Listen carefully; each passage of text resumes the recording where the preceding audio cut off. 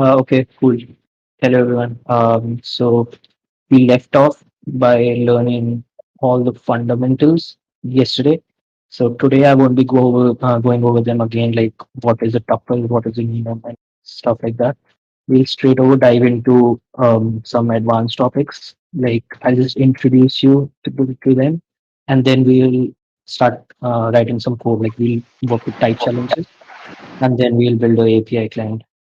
um, these two things will cover everything from like OOP, how to work with TypeScript in the DOM and stuff, and a little bit of tailwind CSS also, just to make it look good. So yeah, let's start. The first topic is OOP and access modifiers. Now, just a little thing I want to ask beforehand. How many of you are familiar with classes in JavaScript? Can you just uh, put it in the chat if you are? Like, I really want to make this sure because classes are a part of JavaScript, right? It's not something specific to TypeScript. So, if you are not, just say no. If you are, then just say yes. Yeah, I know some things. Okay. We got one person. One more. Two, three. Okay, four, five. I guess. Yeah. Cool. So, I guess some of us are familiar with it. Just in case someone is not, I'll just give you a brief intro to what classes do. So classes are, if you're coming from some language like Java or C Sharp and all, those classes are much different from how classes are in JavaScript. The syntax is very close to how it looks in Java. So basically, we create a class using the class keyword, like so. Is the font size visible? Okay, so Yes. let's say we have a class, and a class is basically like a blueprint for an object.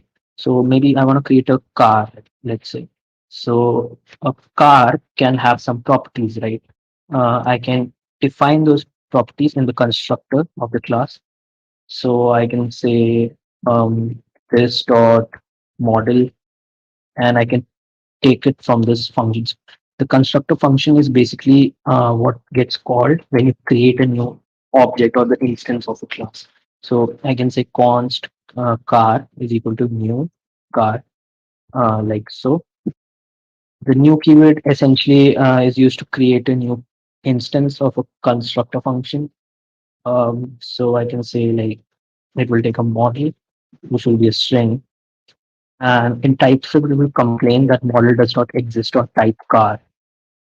So the way we need to do it here is we need to first declare it that hey, model is going to be a string. Similarly, there might be some other things like there can be what brand the car is, right? So something like that, or maybe what year it came out in. That can be a number, right?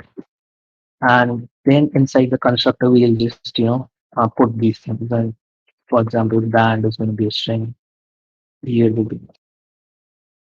Now I know we are repeating ourselves quite a lot here, and we'll fix it later on. But for now, my point is to just show you. So brand and similarly this dot here is going to be a here. Now it's complaining that I haven't passed these things. So maybe I'll just say R8 Audi or 2008. Obviously that was weird. And if I now console.log the car, so car is basically an object, and let's run it, and we get a whole object with all the properties, right? A class can also have methods, just like on a regular object. We can have something like drive, okay, and that can maybe take a direction or something like that. But for now, let's say we just console.log driving. So we can say car.drive, something like that, and running it will just give the log. So that's the brief intro to how classes work.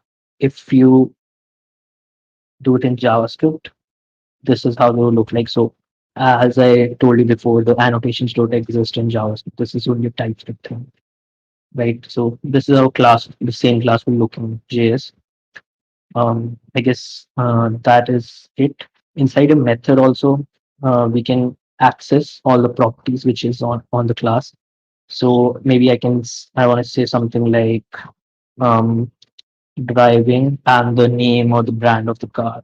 So what I'll do, I'll say this dot and whatever the brand is or the model.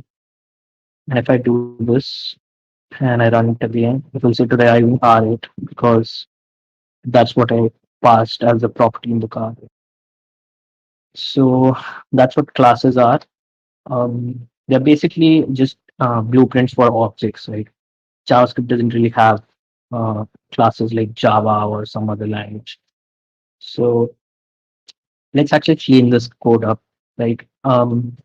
The easiest way to clean something like this is you can use something known as access modifiers. So access modifiers are basically keywords that you can add on before a property in the class. So if we want to Are clean this basically up, keywords. let's say we have a model brand in here. Instead of doing all this, we can remove this, right? And we'll just say, we'll put all these things in here and we'll say public model. We'll add this public keyword in front of all of these. So what this will do is, and actually the formatting really sucks in this TSP one, but I guess that's fine. Yeah. So now everything is still gonna work, but I don't have to repeat myself 3 times, right? So this is what access modifiers do, and the JS will be exactly the same that was before. So this just avoids us to, write these things. But they have a deeper meaning than just saying public. So um, there are three main keywords for this: public, protected, and private. So to demonstrate what each of these do, I can create something like I'll create another class and I'll say it's maybe not a car, it is some type other vehicle. So let's say this is a vehicle and now I want to create a car and I will say extends vehicle and I'll also call keep constructor here and it will error out right now because I'm extending this class. So basically I'm taking all the properties that are on this class and then I'm gonna kind of copy them into the car class instead, car object. So I can call the super, and super is basically the constructor function of whatever class we are extending. So uh, in this case, you will hear these two words very often, um, the class and the subclass. So subclass is what you extend. All right. Yeah. So, oh no, this is the base class, right? Yeah.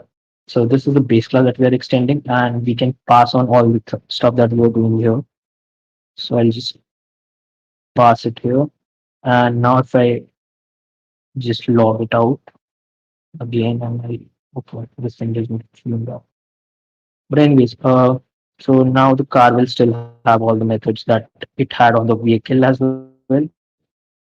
So that's what we call as inheritance. We can inherit properties from different class, but so let's actually make the try method private.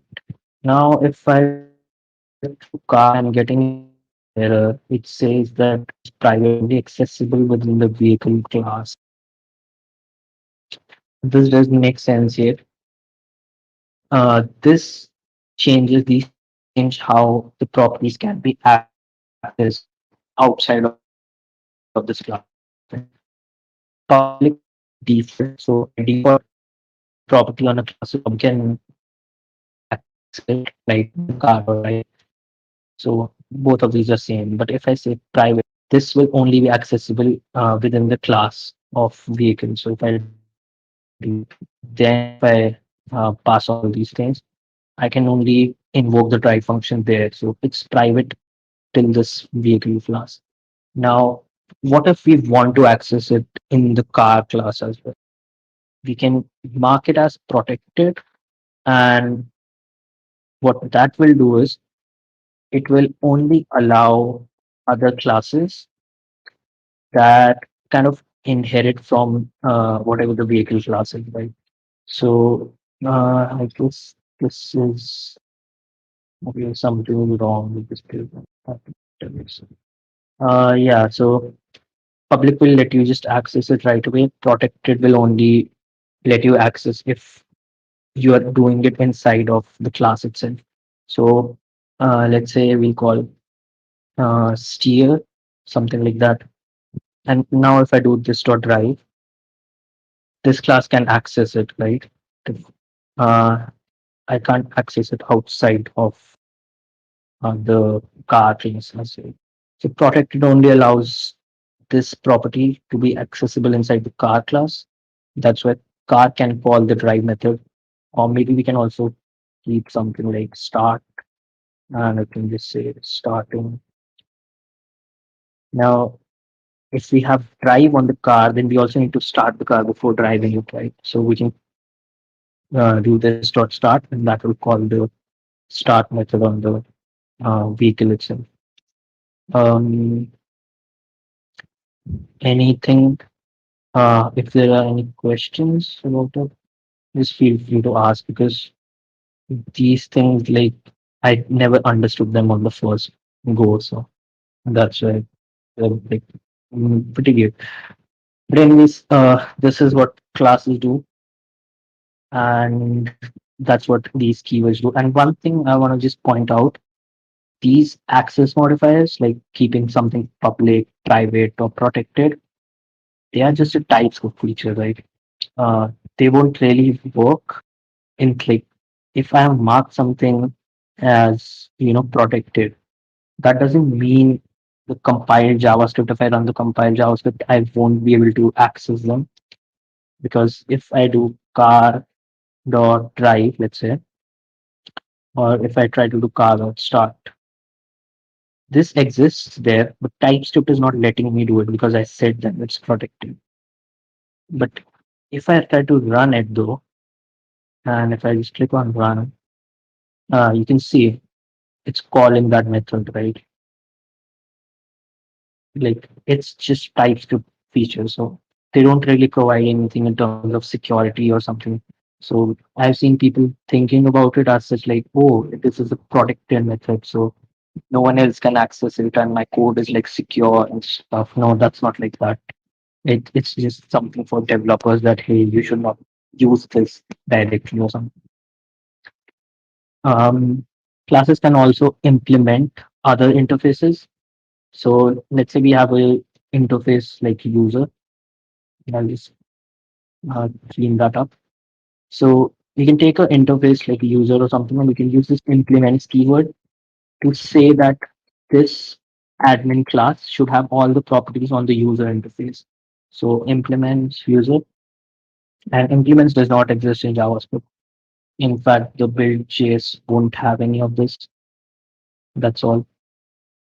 So yeah, that's how you implement interfaces. And if I remove any of these, it will say that it's not implementing the user interface correctly because ID is missing, which is required on the interface using. So these are really handy if you want to, let the user, like some other person who is like using your library, you want them to create their own classes to do something, but you still want them that the class, whatever they write, should follow a particular structure. So then you can make use of the implements keyword. Okay. Um, yeah, that's it. Now we'll just dive into generics now. So let's clean this up. And yeah, so you won't really find anything on the site for this topic at the moment. So let's just try to create a simple function. And what I want to do is this will be an async function. And I hope everyone is familiar with what async functions do. And let's call it work, and it will take something, so some data, and then it will return that data. directly. So it's just like a for function that takes something and just returns it. But the key thing to note here is that it is an async function. So async functions will always return a promise, and whatever you return in the function will actually be the value that the promise will resolve to. So if I try to call this work, it will say that if this returns a promise, if I do promise.10, then I'll get the data. So this data will be whatever the thing that's returned. Now, what I want to do is I can type this as something like a string or some object or some number. And then I can just say, hey, promise and string or number. But what if I want all some more properties, right? I want to give even more properties like string, number, object. It can be any. I'll have to make sure both of these types sync with each other, both of them accept the same unions. And I might not really want to do that. The way I can prevent doing that is I can use a generic. And a generic is basically these angle brackets that you can put inside in functions. That's how we do it. And I'll call it a name. So generally we call such generics like a single little word like T or K or T data, something like that. And I'll just say whatever the T data is, this data will also be the T data. And even the return type will also become this T data thing. Now the work function will complain because it expects one argument uh, right here. So let's say we say hello. And now if I look at the data, it will see data as string. And if I change it to hello 123, it will tell me the same structure. So it is basically inference, but we are actually grabbing whatever the type is into this variable like thing. So I wanted to think about these parameters. So it's called a type parameter. Difference being is what you pass here. So I can actually pass string, and now this will error out. It will say that this type should be a string because I passed it as a string, but the value you're providing is an object. So that's why TypeScript will complain. Um, that's what generics are in the simplest terms. But there are two words mainly, which is like type parameters and a generic. Both of these are almost the same things. They're just like how arguments and parameters are different in a function. So T data is a type parameter, but what I'm passing here, if I pass string like so, string is the generic value that I pass into this, and T data is just the parameter. Does that make sense? I would highly suggest if there are some questions to ask.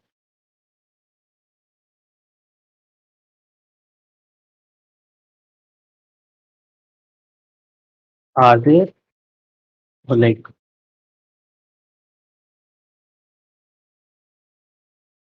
okay, anyone else?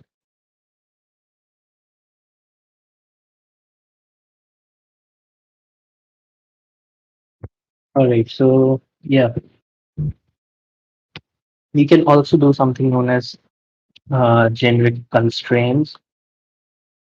What generic constraints is we can tell TypeScript that whatever the parameter is going to be, it should be only of a particular type. So maybe I'm saying that it should only be a string, let's say. So I can say extends, and this will just extend a union or another type.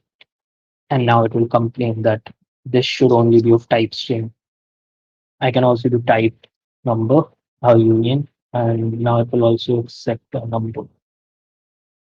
So these are known as generic constraints. That's how you constrain down a generic that it will only accept this or that. And yeah, so we covered generics, we covered what's the difference between generics and type parameters, and we also saw what the constraints do. Now let's make use of these generics and type parameters inside a type release. So I'll have something like colors, and this is going to be a union. So I can just say red, blue, or let's say green, maybe pink, and I'll keep a type called as favorite color, and this will take in a type parameter. So that's how you denote it using these angle brackets. And for now, I'll just mark it as any. We'll add the implementation just in a moment. And let's keep another type, which will be something like test, just to see if this will be working. And if I don't pass it here, it will say that, hey, generic type favorite requires one type argument. I can pass something like hello. The problem here is that hello is not really a valid color, right? So anyone, any ideas how we can make it so that it only accepts a valid color? Just ping me if you anyone has answer for that. So I'll repeat the problem. We are passing a string here in the generic favorite color, but we want the value of this type parameter t to only be a color, nothing else. By using color type, you're close. How would you do that?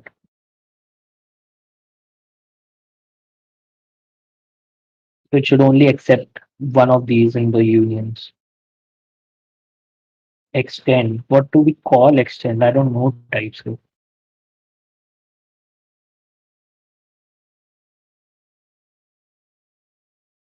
Extend color, extends colors. Hmm. Let's try doing that. So Garishma says that we can just use like a constraint to say t extends colors and okay types to give us an error, and let's see. Oh, okay. So this works. Now we can only pick any of the colors in the union. So let's say we say pink or let's say blue. Right. Now we are getting this value that you passed in into this generic as the parameter t. Now we can do something with that, right? It's just like a variable in the type world. So when I was explaining yesterday, I told that we should think of these tools as a type world and like a JavaScript world, right? So this t will be accessible in in this whole type only, and I can do stuff with it. It's just like a regular variable. No, T as colors won't work. We need to extend it like so. So T as colors is, let's see, let's try doing that. It's a syntax error. Nice. Yeah, so that's why I said like that's how we constrain in. Now we get this T. Let's try to do something with it. I will create it. I want to create an object where I'll say favorite and whatever the value this someone passes, I'll pass it here.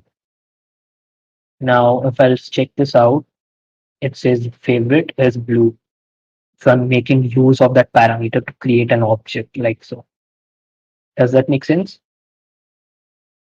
It's just like a regular variable. Only types can access it. That's all. So that's cool. We can even create an array, for example, or a tuple as some like call it. So this is going to return us a tuple with blue only in the array. So that's fine. Um, but let's go a bit more into how we can manipulate types. So now that we know what generics are, we can actually start playing around with how to manipulate types. And the way we are going to do it is TypeScript gives us some, let's say they already wrote some utility types for us that accept such generics, right? All of them are generics that take in some other type and they can manipulate it in some way. If we go to the documentation for the utility types, I'll just send the link for this. So all of these are utility types that TypeScript provides us with. So we'll be using, let's see, let's try to use all these one by one and we'll just see what they do for us. First one I'll go with is the partial type. And to use the partial type, we'll just create a type, something like pizza, and pizza will have a topping. And let's say topping in can be any string for now because I'm too lazy to add that. And there is a price, which can be a number. It can also be a category, which can also be a string, let's say. Um, yeah, so suppose this is a pizza and we want to, what we want to do is we want to make all these properties in this object as optional. So I told you about what optional properties are. We use the question mark sign to do it. Now this property will become optional. So topping is now string or undefined. So you want to make all these properties in the object as optional, and we'll do that by using the partial utility type. And partial takes in another type. So it says generic type partial. So this is a generic. It takes a type argument.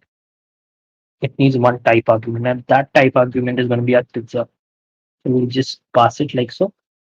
And now if I say C test, I can see all of these values are now string or undefined, or basically whatever the initial type was, it made all of them as optional. Does that make sense? How these utility types kind of help us? They'll really help you to clean up your code. Like a lot of times you'll have to manipulate types to make it work with your code. So that's when these are really handy. Now let's look at the next one, required. Required does the opposite of what the partial does. If I make all of these optional and if I say required, all of them will become, it will remove the optionalness or the, you know, this question mark thing and will create required types instead. So that's how you manipulate them from optional to required. Similarly, there is read only. It does the same thing. It will just make all the properties on this object as read only. So now it's only read only. Oh, that sounds weird, but yeah, all of these properties are going to be read only. Similarly, we have record. Record is a short type or a alias to create objects, basically. So let's say I want to recreate this pizza using, or I want to create some other pizza. So let's say we want to create a cheese pizza. Wait, which pizza doesn't have cheese? But okay, let's say we have a cheese pizza. And we want to take all these properties from this guy, but we don't really want the user to, specify something that they have already, told us here. So let's say it will take another argument, key, and that will extend the key of the pizza type. Okay. And then we'll create an object using the record type. And I'll say this thing can only be, the key can only be one of, these guys. So I'll say can only be a T and the value can be a boolean. Let's say if I pass this here and let's remove this and we'll just say key of T. Well, that's the same thing instead. If I wanted to do it like so, then I'll have to do here and say key off because it will only accept a union. So that's what I'm doing by just saying that I'll take a pizza in, then I'll just extract all the keys in a union like so. Now, if I see this, it will basically create the same object for me that it had previously. So records are just used to create objects like so. You can even create them really simply, like by saying name, age is going to be string, for example. And now if I just did this, it doesn't take a gender anymore. Now it will just create an object for us with both of these keys and the same value. So that's what the record does. Pick and omit, they are just like the name says. You can pick some particular properties of another object type by specifying them in the use case. So let's say the cheese pizza will only have a topping category, a topping and nothing else. So I can use pick. I'll put the type that will be used to pick the properties from. So I'll say pick it from pizza, and what you will pick is going to be topping. And now the cheese pizza will only have a topping. Or I wanna let's say pick the price. Now this will also have the price. That's pick. Omit is really useful. Omit is used to remove properties from a type. So let's say I want to remove category from this pizza. I can just do omit the type from which I need to remove the stuff. And then I'll just say category. Now it removes it for us. So yeah, similarly, there are a lot of other ones. Uh, which the one I want to cover next is, I guess it makes sense, right? You can read this on your own as well. But the one I'll do is extract. Extract is really useful because let's say you want to check if a particular type satisfies another type as well. So maybe it extends it or not. So I can take a T type and I'll do extract if T extends, let's say string. Okay. And I can just pass it here and I can say hello and it gives me hello. But let's say if I pass 1, 2, 3, it will give me never. So that's because T doesn't extend string. Right? Does this make sense? Extract one.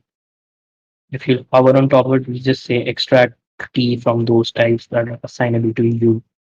So this is a U, the string, and the first type parameter was a the T.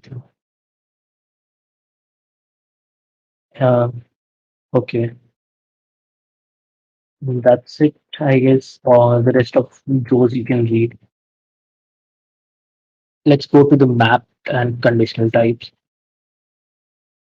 Now you can, let's say you have a generic, and instead of saying red, blue, or green, you want to say you want to make all of these as color red, like so, or color blue, or color pink.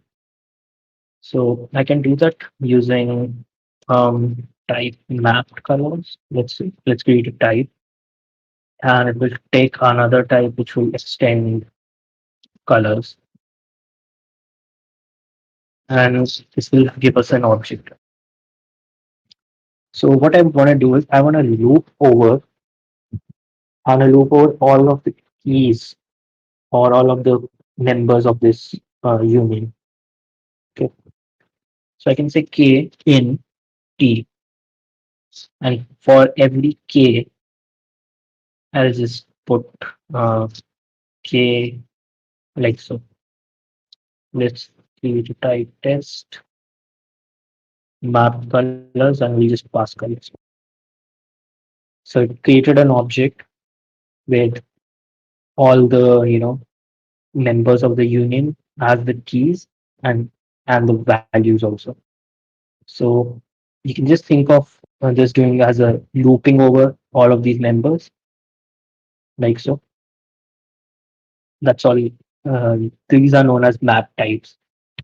Now, I told you that I want to convert this from red or the color into something like um, color red, or let's say color blue. The way I'll do it is using the as operator. So Swaroop was talking about this as colors. So this is where we can use it. And I will say as, and I'll use a template literal type, and I'll just say color, pass it a. And if I now hover it back, it created all these for me, color blue, color green. The only problem being is these things are not capitalized, right?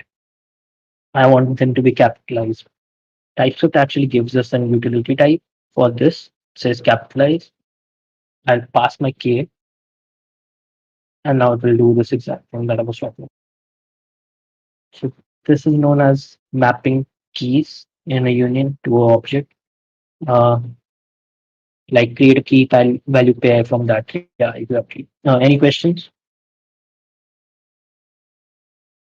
You can just after this, we will be using these same things to create every of these types. Like if we use the record type, or if we use the omit or exclude or something, we'll build them from scratch using all of these things that we're learning right now.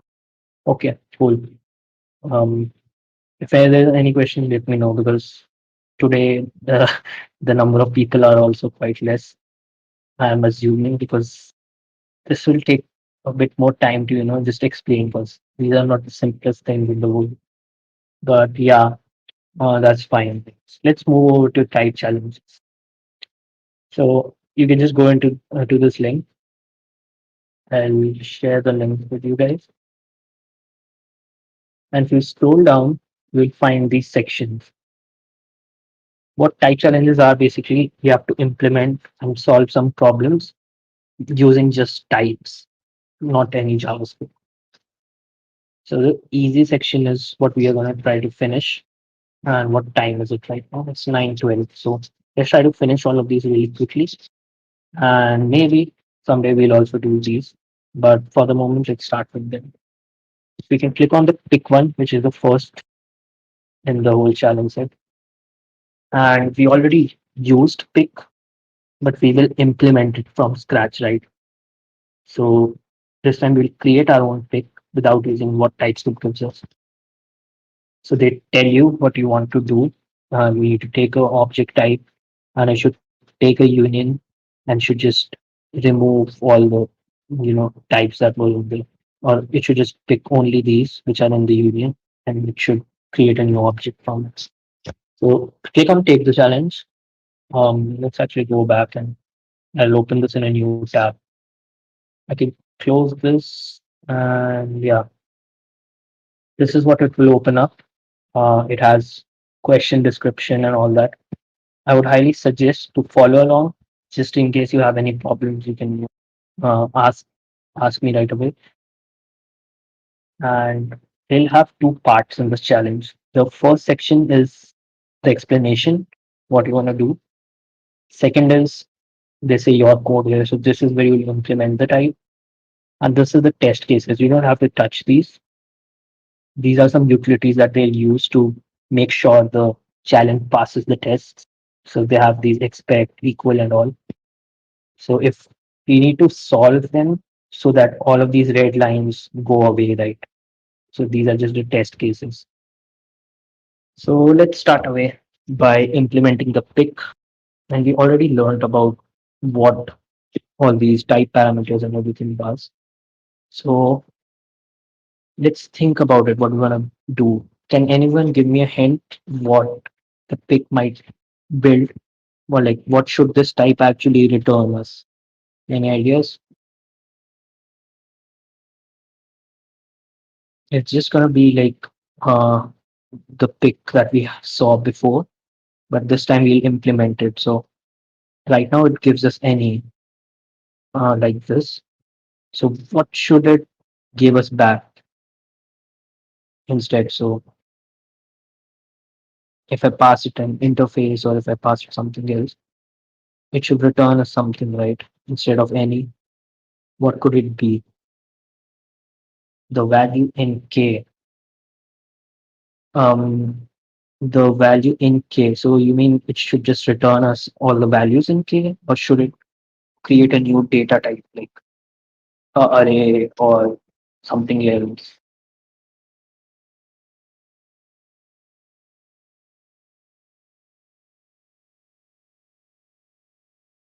Type of K. Mm, K is already a type. These things that you get in, these are actual types. These are type parameters, but they themselves are types. So you cannot do type of key because it will say K only refers to a type. So K is already a type. T is also already a type. Return all the values. It's in union. It's union in general. What does that mean? Return all the values. Hmm. The answer I was expecting was it will create an object type. Like think about it. That's what the pick does, right? It returns us an object type, and inside the object type, all the uh, values in the unions are basically the key and values, right?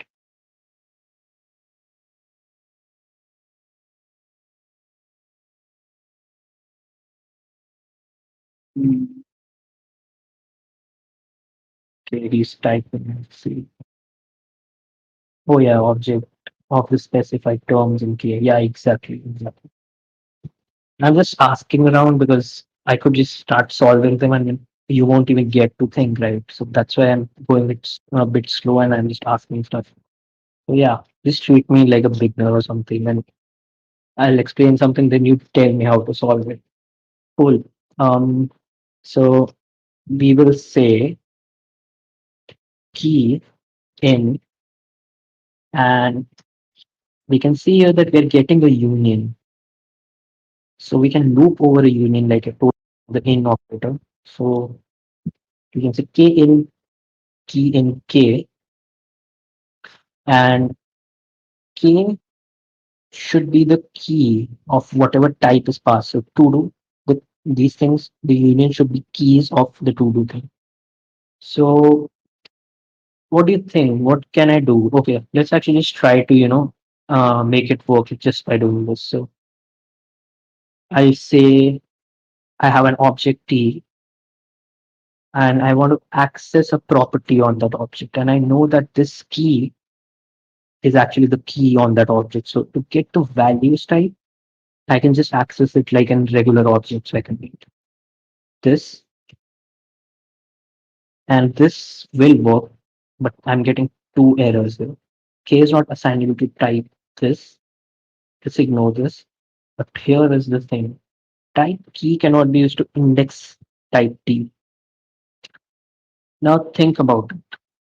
I never told TypeScript that K should be the key of type T, right? And remember what we learned about type safety. It cannot just try to index any random thing. Like it cannot just access something like hello or bye, something like that, because that will result in undefined. So right now I'm not telling it that key is like something related to with T. So how can I tell it that hey, this K is actually, a key of type T? Does that make sense? I need to somehow like tell it that hey, don't worry, this is K is going to be a key of this thing. How would you do that? In, yeah, okay, so someone's mic. Okay. Um, any ideas? Just feel free to spam in the chat whatever you can think of from the top of your head. I'll repeat it once more. I want to make sure the key, the K is the key of T. And we talked about this earlier also. We have to constrain the union somehow. And how do you constrain it? That's the closest hint I can give. Like Just think about it. You want to constrain this K. K is a union. You need to constrain it somehow that it only expects or accepts keys of the T object. So just scroll back, like we've already solved this. You can use the extends keyword to just, narrow it down. That's what we're gonna do. Lol. I can say key of T, error goes away, test cases are solved. That's that was the little piece of the puzzle. Like if anyone has any questions, just turn on your mic or something. Just feel free to ask because I know these things are complicated, but they are like possible to understand. It will just take a bit of time. So yeah, just ask about it. I just go through this once more. So we have a my pick thing, and this my pick is I just copied this. This my pick is going to get an object type, which is going to be the T. So the T type parameter is the object. K is a union that can be a key of this object. So before this, we were not constraining it. So what happens if you don't constrain it? It will treat it as any. It will think that okay, this can be anything, right? So that's why you need to constrain it down, and by constraining, we do extends and we say key of T. And what this does is it tells TypeScript that this K parameter can only be a key in this object T. And after we get that, then we just loop over this key union and we just create it into another variable. And for every key, this key will be the key that it loops over it. And we just use that key to, access whatever the value is. So that's how it was working. Um, yeah. Did anyone try to attempt this? Even after the workshop, if you try, just let me know. You can ping me if you want. So yeah, we solved the first type challenge by implementing our own pick, and we can even replace this with pick what TypeScript gives us, and you can see both of them work exactly the same. So cool. Okay, I am assuming it worked.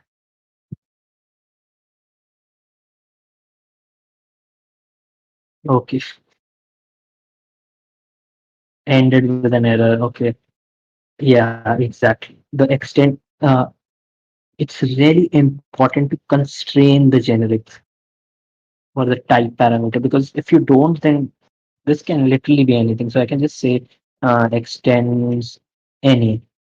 It's pretty much the same thing. So yeah, always if you're using and these types like the stuff we do t at something, these are known as indexed types. It's just like accessing index on an array or on an object. So before accessing something, you need to know the object and the key, right? Only then you can access it. So if you anytime if you see this error, type key cannot be used to index something, you're missing the constraint right there. Okay, I hope now you will get it. So let's move on to the next challenge. We'll go back and now we'll create the read-only type. So it explains we need to implement the TypeScript's read-only type using a generic without using the one it gives us, right? We create something like my read only, and it should work exactly the same way. Let's click on take challenge. It will open us in the same environment. We got some failing tests. So let's solve this. Same thing. What do I expect this type to return? Is this time be quick? Like think about it. What do I want this my read only to return me? Right now it's giving me any. What should it give me back? I asked the same question before also with the what type it was, whatever it was. Yeah. Object. Yeah, it should. give us an object. Yeah, read only types of T. So it won't really be read only types. It should be uh, read only properties or a object with read only properties from T or from key of T. That's how I would explain it in one way. An object with all the properties or all, yeah, with all the properties with all the read only property. Yeah, exactly what I wrote. Just object with read only properties from the keys of the type T. So T is this thing. So we need to return an object. Okay. So create an object like this, and let's see, how do we make a property in an object read only? What's the keyword that we use? Any ideas? There is a keyword that we can use to make a property read only. And you have already said it in the chat somewhere. Yeah, exactly, read only. So let's say it will be read only. And now I need to loop over. Okay. Let's say, let's call it loop over or something. Yeah. So let's say I want to loop over the keys of T.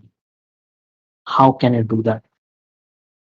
I can use something that we call as map types. Anyone remember what that is? How will I, you know, use all the keys in the T object, and how will I loop over them?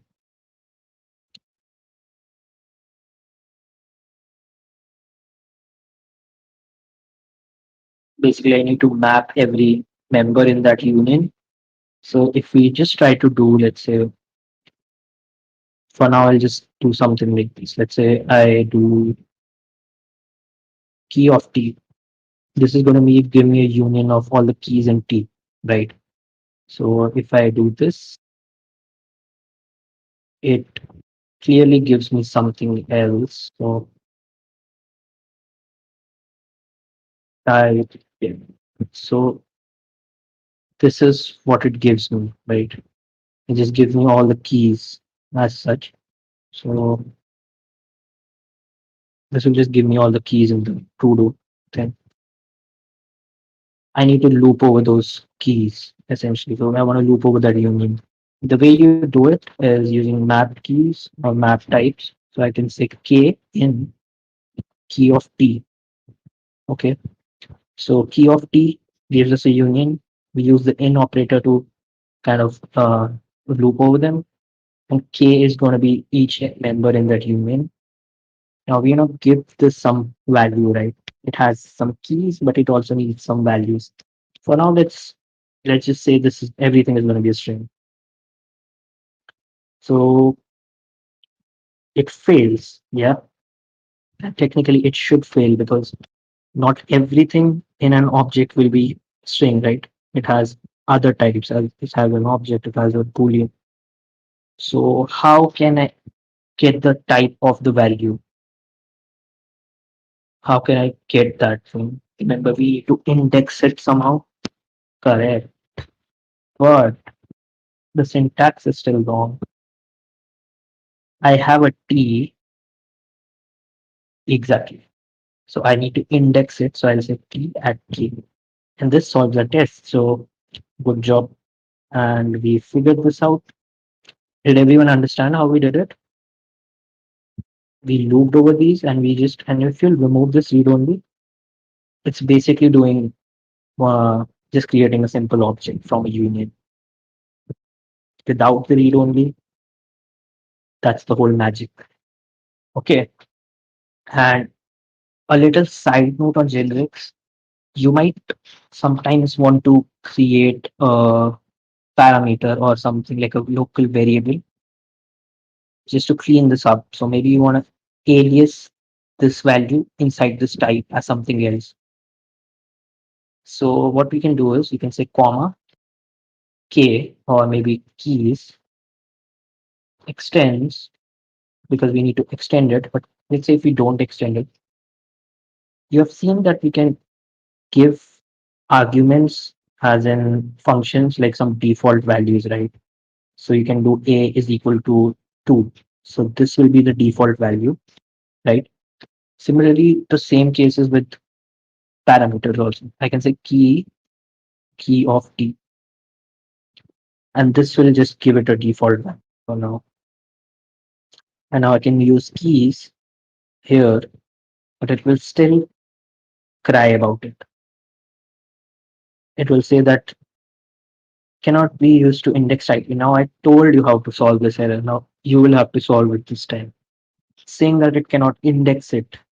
Why can't it index it? It's the same thing.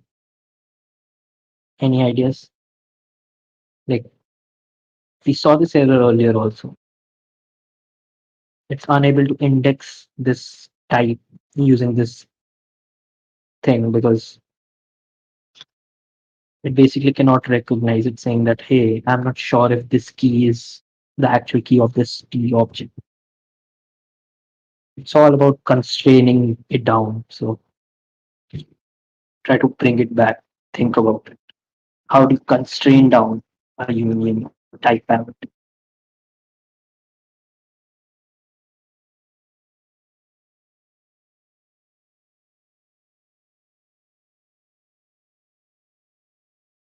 Extends exactly. So we are giving this a default value, but we are never saying that this can only accept this value. I can also say any. So just like that, we also need to tell it that it has a default value, but it also has a constraint on what it can accept. So I'll say extends key of t, and this will work exactly the same way. That's it. If I didn't pass it, then I will have to, add it manually, like so, by doing that. And I don't want to do that, right? I'll have to say something like key of to do one, but just to avoid passing it, that's why we defaulted to key of t, like so. So I don't need to pass it, right? Does that make sense? Yeah, I know. Like these are some hard to pick things, but I'll just try to keep it as simple. I wish someone kind of showed these things when I was learning, but it's just like you learn it the hard way. So yeah, cool. Um, that's the stuff that you can do with it. So we successfully created our read-only type. Anyone tried this out? Like try to implement all of these, the easy section again of the challenges. Like try to do all this, and you'll once you get good at this, you literally get addicted to these. I'm telling you, like there's no stopping. So yeah, um, let's close this. We solved this. Let's go to tuple to object, and this should be really easy. I'm assuming, but let's see. So we get a tuple with some items. We need to convert it into an object type. Okay, so it's currently using this extend. So it's coming with a constraint by default. So this is how you create a constraint for a tuple by saying read only and an array type. So it can be an array of any type of items, and it should be only a read only array. So essentially a tuple. And I need to convert this into an object. So how will I do that? Same thing. What will this type return? Pretty obvious.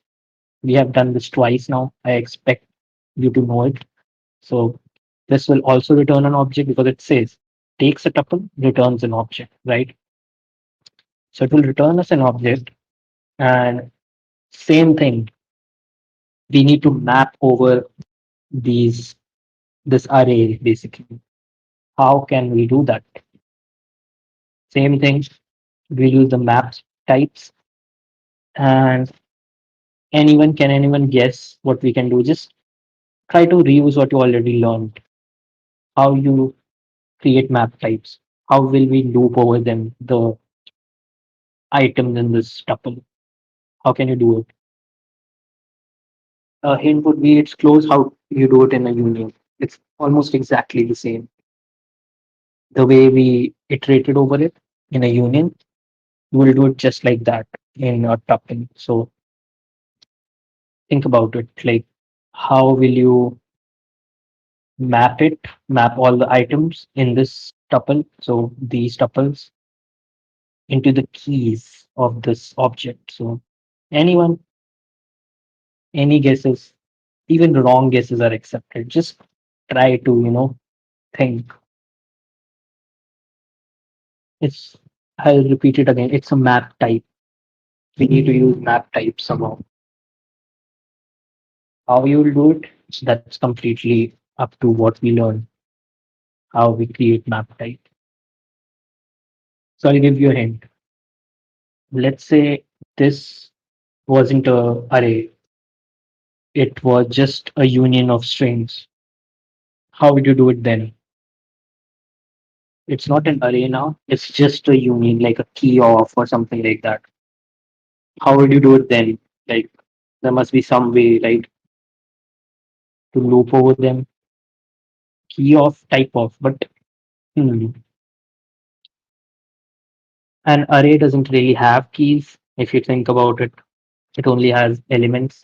Okay, I guess no one can figure this out.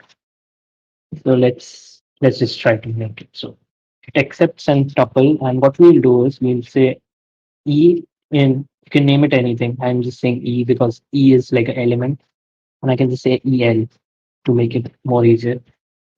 So EL in T, I'll say T. So what does it say? This is, it's saying that this is not valid. Okay, let's try to let's try to key off and let's see what it created for us. And I'm pretty sure it created something stupid, but why not? Let's see. So let's create a demo file and let's see what it created.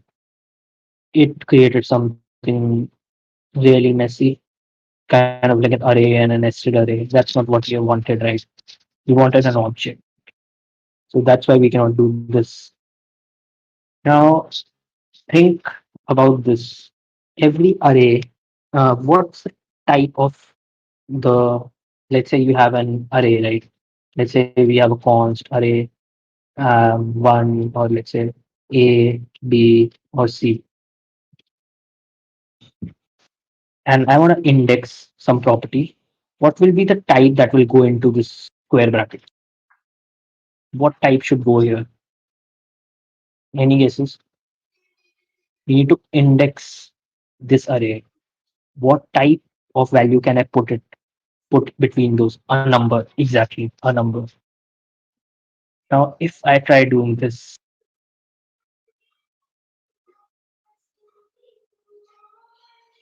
and now if we go back into the demo type, what we had earlier, so let's undo this. Yeah.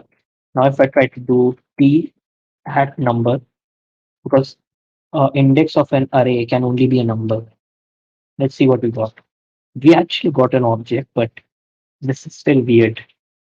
We are getting the indexes and the values, but it is the array itself.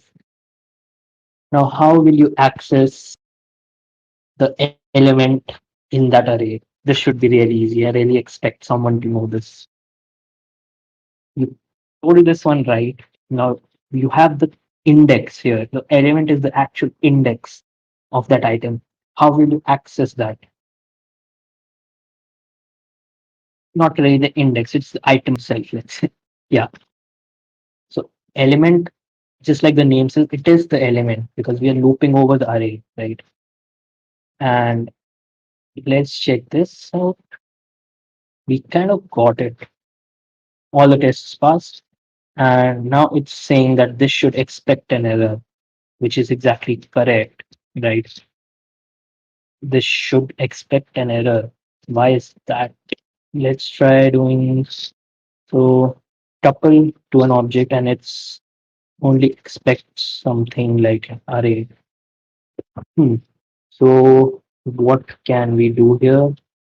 TS expect an array. So if it is taking an array of another array, right? Okay. So it takes a type which can be a tuple with the value of this thing can be another tuple. So how can we figure that out?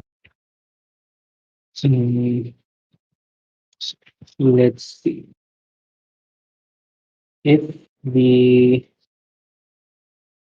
hmm, what if we change this to something like one element int and this gives us the element itself. So if I do t at element, it won't work because that's not going to satisfy the test. There can be something that I can do about it. It should give us an error. Let's try to narrow this down. It can only be a tuple of number or a string. That solves the issue. And yep. So I hope everyone got the reason for that error, right? Did it make sense why this error was coming? Like we had, we were trying to pass so that this comment essentially tells TypeScript that this value should expect an error. And if it doesn't expect an error, then it will give you like, hey, this should be an error. So it's just test case. And if it takes something like a array, a nested array or a nested object, that can be used as a proper key, right? Exactly. We should only accept string and number, right? Like I'll just remove this constraint and I'll say it can expect any array. So now if you think about this, how will this work? Like let's actually try to take this out. Just say type demo. It's giving me an empty object, which is not something I want to do. Why is that happening? Because it takes the element and tries to guess the index. So every element that can be in this thing, but then it passes it to this EL thing. And we have an object here. So let's say if I say true, it will still give me an object because TypeScript cannot figure out what else can you allow here except to like, so it will just default it to an object. Like if it cannot figure out what the keys are and it cannot loop over it, it will just create this thing. So this is what's basically happening now. And if we tell it that, hey, this can only be a string or a number, then this errors out. So the user cannot do some stupid thing like this. And that's why this should fail. That's why there is this comment. So so to mention the constraint to not accept other types. Yeah, we should only accept strings and numbers. Yeah, exactly. Nothing else but string or number. Cool. Only those elements can be accepted there. You can also do booleans. That should also work. If I change it to boolean, it should work, but then that's the problem that the key cannot really be a boolean, right? You don't do like array at true to get something. You only allow it to be a number. So yeah, we only allow strings and numbers so far in the tuple, so it will be accepted. If we add it here, it will give us a type boolean is not assignable to string, number, or a symbol. And that is just because this element is now, let's see what type it gives us. So we'll just grab this. Yeah, let's try to um and through tuple to object and there is um, yeah, so it just took the number parts and the boolean didn't work basically. So what else can we do? I guess this passes all the tests, so I guess we should move on with the other things. Remove this condition. Okay, so this passes all of our tests. We can close it now. First of an array. Um, so this will just be a type. If we pass it an array, it should give us the first item in that array. So here A is the first item, so it gives us A. Here 3 is the first item, so it gives us 3. That's what we want to implement. And this will really take some of those, but let's do. So what we want is we want to check. So we want to use a conditional type in. So we'll say if T, the T thing, extends a array, then do something, else do something. So uh, you must have seen these things. These are called ternaries in JavaScript. And think about this same line as doing if T is equal to a array of any items, then return true, else return false. So I can say return true, else return false. And all the test cases are going to fail, but that's not the point. Um, I want to just show what these things will do. So first, one, two, three, or whatever. And this is going to be true. If I don't pass something like that, if I pass a string, it will be false. Does it make sense? This is exactly how uh, the JavaScript ternary operator works. The extends can be thought as equal to, triple equals, and the question mark and colon is basically if this or that. Does it make sense? This will be really useful to perform like Boolean checks. So we are basically writing logic inside a type. Like it can, if this is true, then say this. Let's make it a string. Let's say it is an array. Then once I'll say it is not an array. So it tells you it's not an array. But if I pass an array, it says it is an array. Does it make sense? These are known as conditional types because we are working with a condition and doing something based on those conditions. So yeah, okay. So this is super powerful.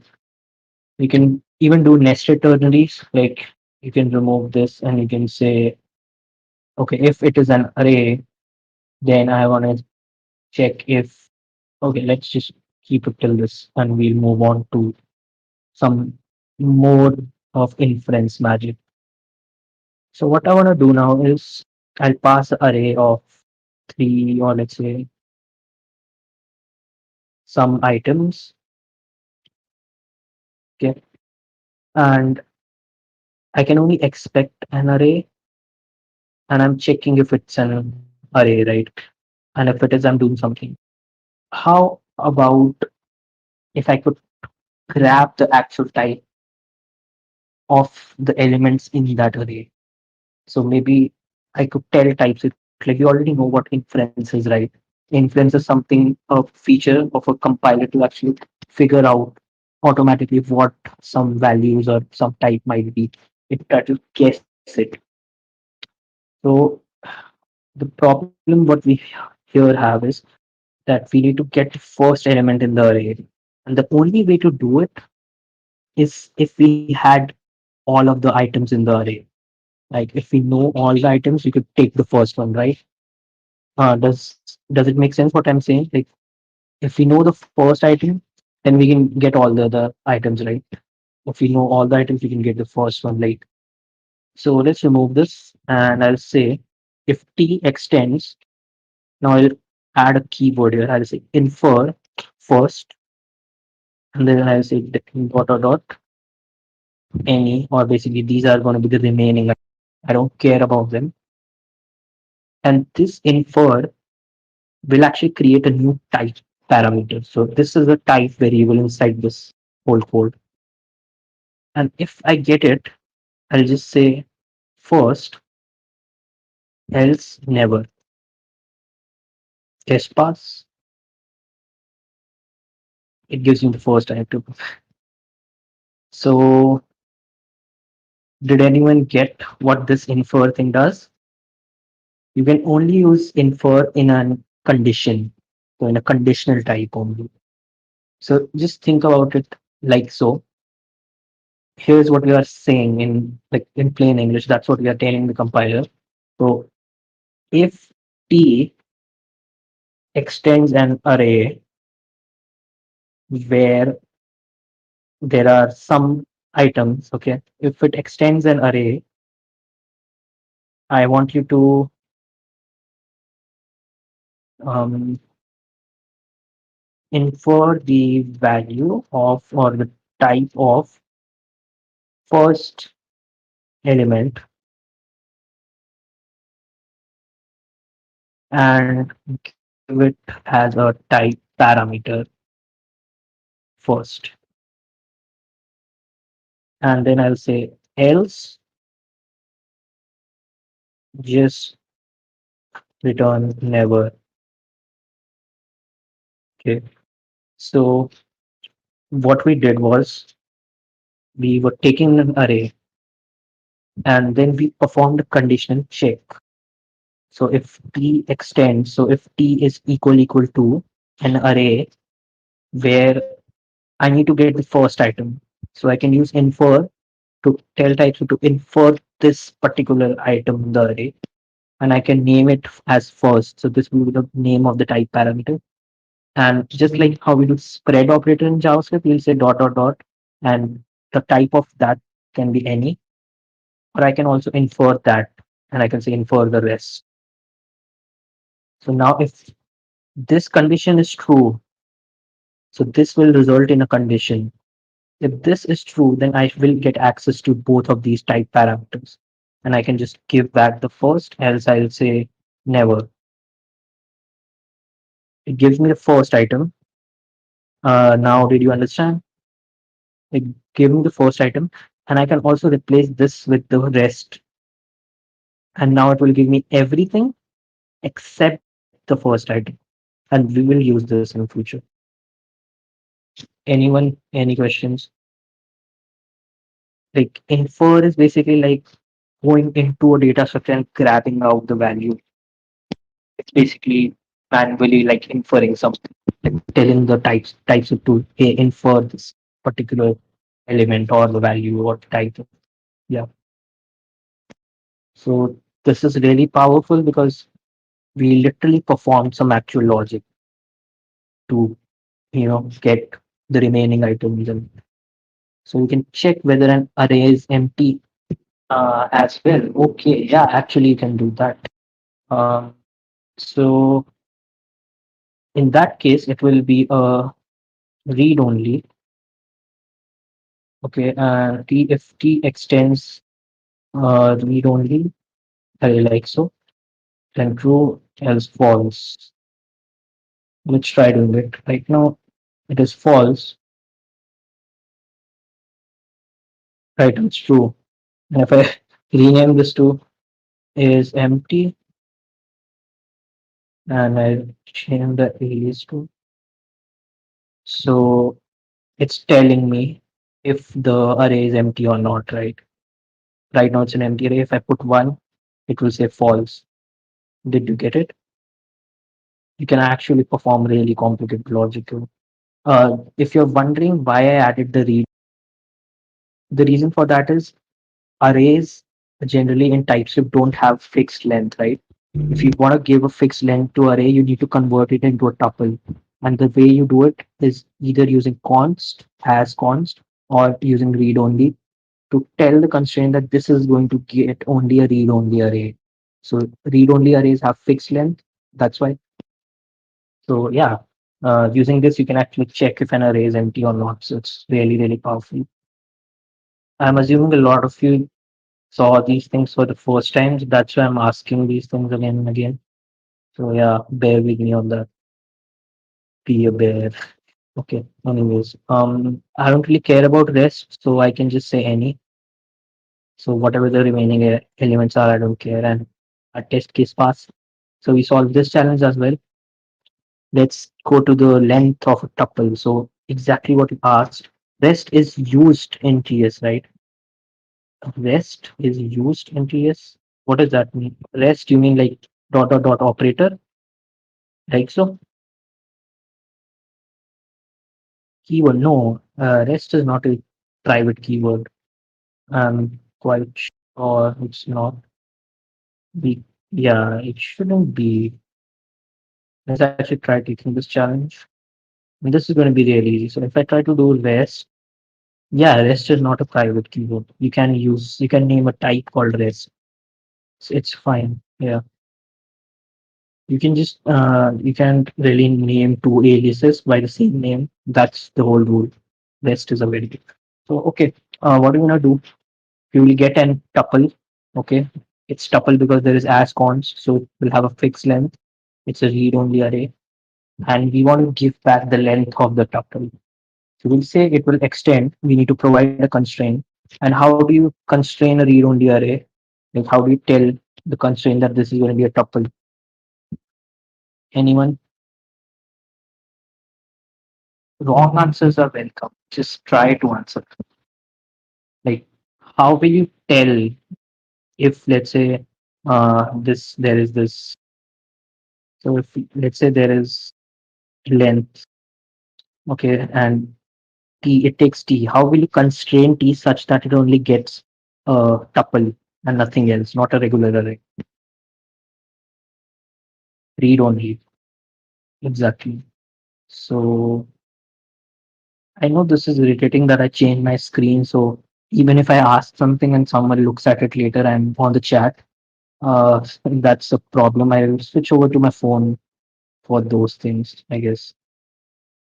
But I'm not sure if the audio will also go. Uh, okay, you can still hear me, right? Yeah, okay. It doesn't. It does work. Cool. That's really nice. Now I can ask questions while chatting on the phone. Yeah, cool. Yeah. So, like you said, it will use the constraint. We'll say extends read only an array. So I can say unknown as we don't really know about the type. You can use any as well, but unknown. I'll suggest stick to unknown. Yeah. So what we want to do? We want to say t and tell me something. How would you check out the type of a, or the length of an array in JavaScript? How do you get the length of the array in JavaScript? Dot length. Okay, so great. Now using this constraint, we know that t is a array, right? And we can use indexed types to access a property on an object, an array, or something like that. So how will you use index types to access the length property on the t? So how will you like access the length property on t? Because we know that t is an array, right? Any guesses?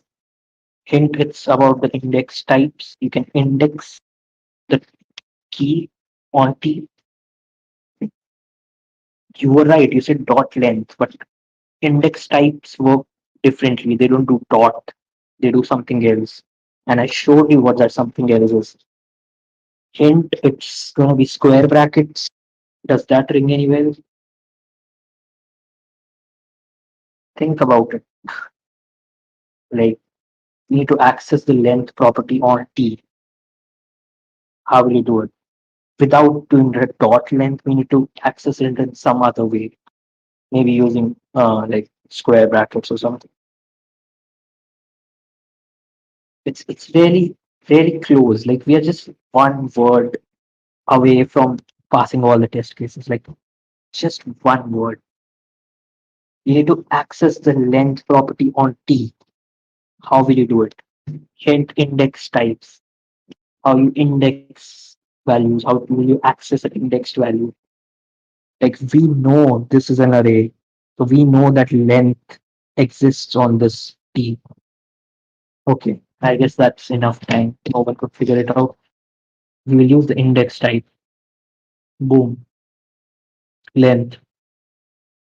Everything works. I told you, we're just one word away. That's how simple it was. Like, just chill and try to guess. Yeah, that's all literally. I was exactly. You can't do t dot length. That's not valid indexing. That's why I will always suggest like keep in mind the words that I use. Index types. Index types mean that you need to use angle brackets, and inside that you'll put the value like whatever it is. Now you cannot use concat and all these things. You can only directly access the values, not methods. So if we try to do map and we think that, oh yeah, we can also call it like this is not going to work. We can only access those properties like length. So did that make sense? I need some water, by the way. Yeah.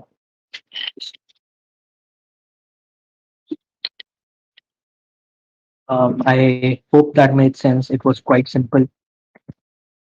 Please do these once more on your own. Let's go back to the next challenge. Exclude. We didn't use this type. All this type does is it takes two unions and it removes whatever uh, members the second union has from the first one. So let's start this. So we'll take two unions and we want to remove everything that this thing has. So how will we do it? Any guesses? Anything? Like omit. We omit we can use, but omit is like we don't want to use existing types. We want to create our own. So, okay, I'll give you a hint. We'll use conditional types here, and we will check if t extends u. If it does, we need to omit, or not the omit that Satvik told. We need to remove it from that union. Else, we let it stay. That's the whole point. So we need to check it. So just first ignore all the part. Just tell me how will we write a conditional check here to check if t extends u or not. How would you do it? Just write a conditional check for me. How will you do that? You need to check like a ternary. If t extends u, how will you do it? Okay, Kajal is typing something. T extends u. Yeah, exactly. So I can say t extends u. If this is true, I'll do something, else I'll do something. Now, here is the magic part. What will we do to remove something from a union? I talked about this in the never section. You can go back to this if you want, but just tell me how there is a type in TypeScript that if you put it in a union, it removes itself. What is that type? You need to really know this one, like seriously. Like, never exactly. So if T extends U, we will say it's never, else it will just be T. Congratulations, you solved it. So we created our own exclude type. That's how easy it was. We just see if this extends this. If it does, then we just say never. And never will get removed from the union. Is the explanation making sense till now? Like, just let me know because sometimes I get confused if I'm overcomplicating it, but it's really hard to simplify it. But I'll just try it. Cool. Okay, so we solved this challenge. Really good. Let's let's move on to the next challenge. Awaited. This is so good.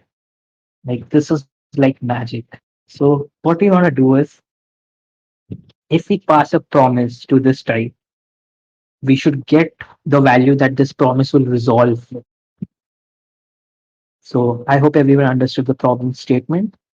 If we pass it a promise, a type which is a promise or extends a promise, so any type which can be a promise, if we pass it this type, it should give me the value that the promise will, resolve with.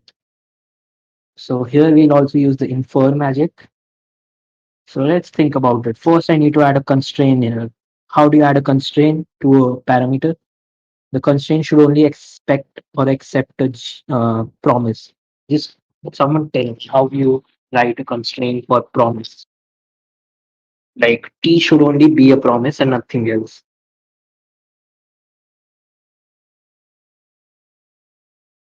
Any guesses? It's really simple, yeah.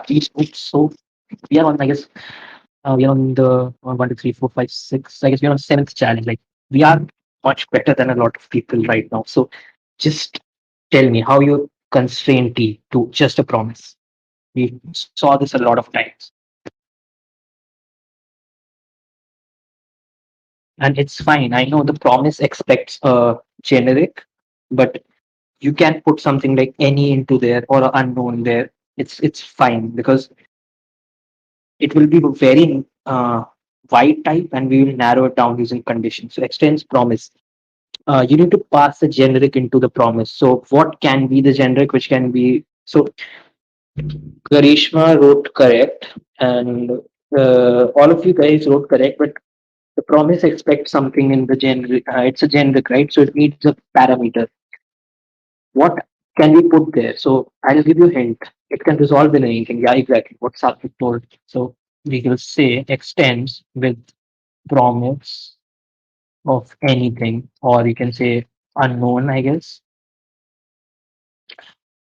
It can come out with anything, or let's keep it any for now. So it will just be a promise which can resolve with anything. Now we need to use a conditional type. How would we write it? We will say T extends a promise if it does, if it doesn't, something else.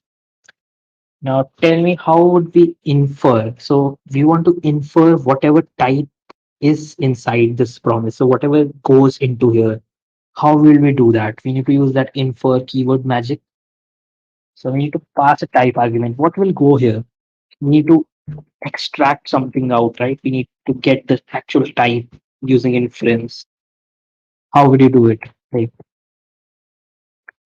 it's exactly the same how we did the other infer things. Infer, what will be the exact thing? Infer will give you something, right? It will give you a type parameter. So how should I type it like so? What will I write? So infer will give you something back. It will be like, hey, if this is the type that goes into this promise. Infer name. Name could be the correct, like name, yeah, you could name it anything. That's what his point is. So you would say infer R, maybe R stands for result, and we get the result, and then we'll just say result, and otherwise I'll say never. And this works. The only thing being this, so we solve half of our test cases, which is really nice, but there is still one problem. What if a promise returns another promise? So maybe let's have a demo type,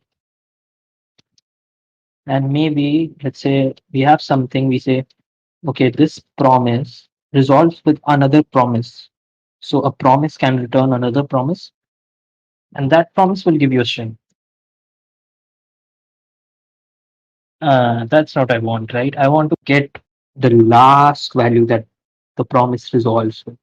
It's just like having a nested async function, that a async function inside a async function, or a async function which returns a promise, another promise, something like that. How will you do that? So I get it. This is not something we have covered already, so I'll just explain it. How many of you here are familiar with recursion? Any dynamic programming guys here, or some girls? What recursion? Yeah, we could do recursion with TypeScript, and that's what we are gonna do. So, what can we do? So, if R is also a promise, so if R extends a promise as well, I will call my awaited once more.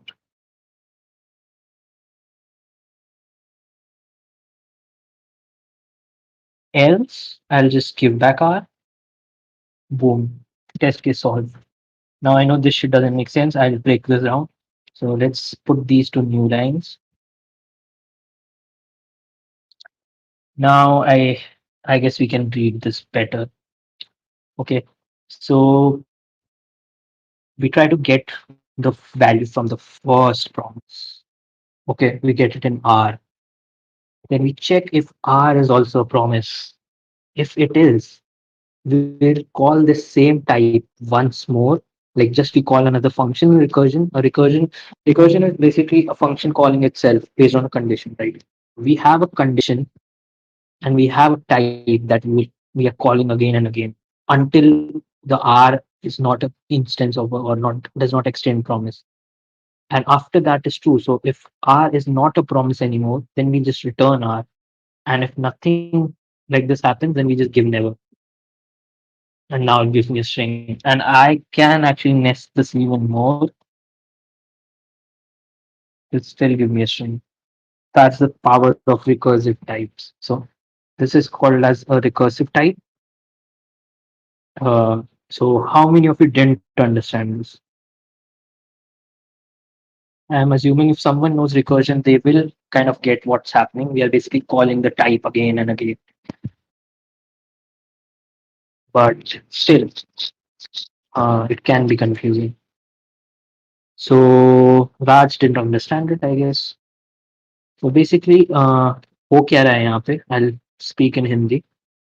हम पहले t को निकाल रहे हैं. हम पहले check कर रहे हैं कि if t extends a promise, ठीक है? एंड infer हमें वो promise का resolving वाला वैल्यू दे दे रहा है, ठीक है? एंड उसके बाद हम चेक कर रहे हैं कि वो resolved वैल्यू जो है, क्या वो भी एक promise है? अगर वो एक promise है, तो हम इस सेम टाइप को फिर से दोबारा कॉल कर रहे हैं with what ever the resolve value was. और ऐसा ये काइंड ऑफ एक लूप जैसा करे जा रहा है. जब तक वो प्रॉमिस उसको मिलता जाएगा तब तक वो और ड्रिल डाउन करता जाएगा उस टाइप में कि जब तक ये प्रॉमिस है तब तक वो लूप करेगा ऐसा रिकर्जन. एंड जब वो नहीं होगा promise, then it will just return the result like this. Does it make sense now?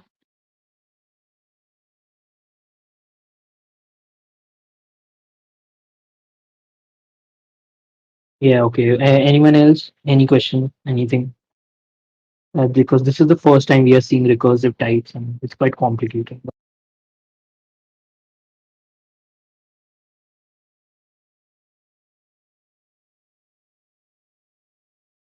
Yeah, we are basically kind of like, yeah, traversing through all the promises. Like एक promise लिया, उसका return value लिया, देखा कि वो भी promise है, अगर है तो और इसका रिजॉल्व वैल्यू ढूंढो. और जब तक ये इसका रिजॉल्व वैल्यू प्रॉमिस आता रहेगा, तब तक हम ये ट्रैवर्स करते जाएंगे. Does that make sense? Okay, let's assume it did. Okay. So I forgot how you bring back this toolbar. So yeah, like this. Okay. So I'm assuming that you are realizing like TypeScript has a lot more to give than just string, number, boolean. We can do a lot of awaited if is super easy. And It's so easy that I won't be implementing this. You will have to implement this and you will tell me how to do it. So if we'll take a value that can be a boolean, and if it is true, then we will return the t. If it is false, we'll return the f. Now, how am I going to do this? First, we need to add the constraints. How can I constrain C to a boolean? Like, it's like a race. Do it quick. Tell me how to constrain C to a boolean. This needs to be a boolean.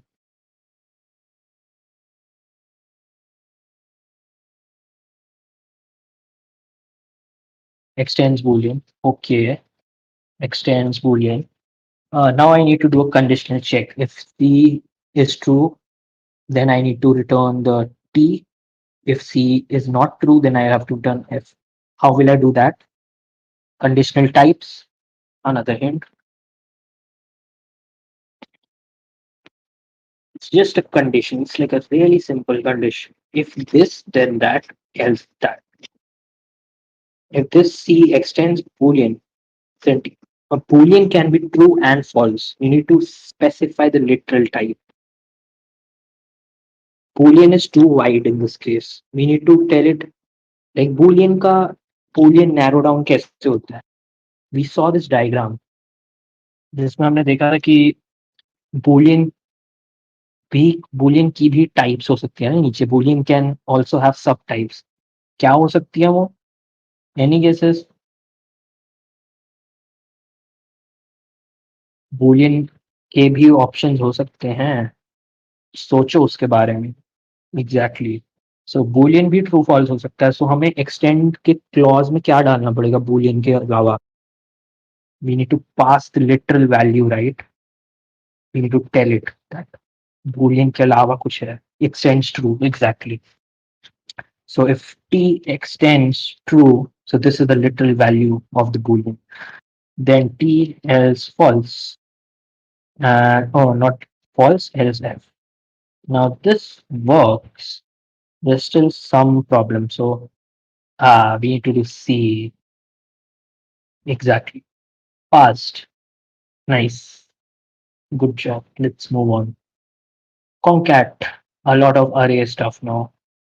Concat, पता है सबको arrays में क्या होता है? We do array.concat. It combines two arrays.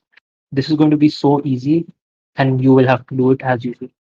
So problem statement समझ आ गया? We have two arrays, type parameters t and u. We need to return a new type, which will be an array, and it should have items from both the arrays. So how will I type this out? First things first, I need to make sure both of the type parameters are arrays. कैसे करेंगे? जल्दी बताओ.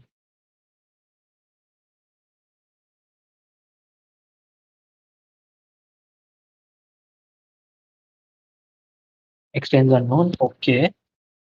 T extends unknown array. Cool. हाँ, सात्विक ने भी any बोला. दोनों चलेगा.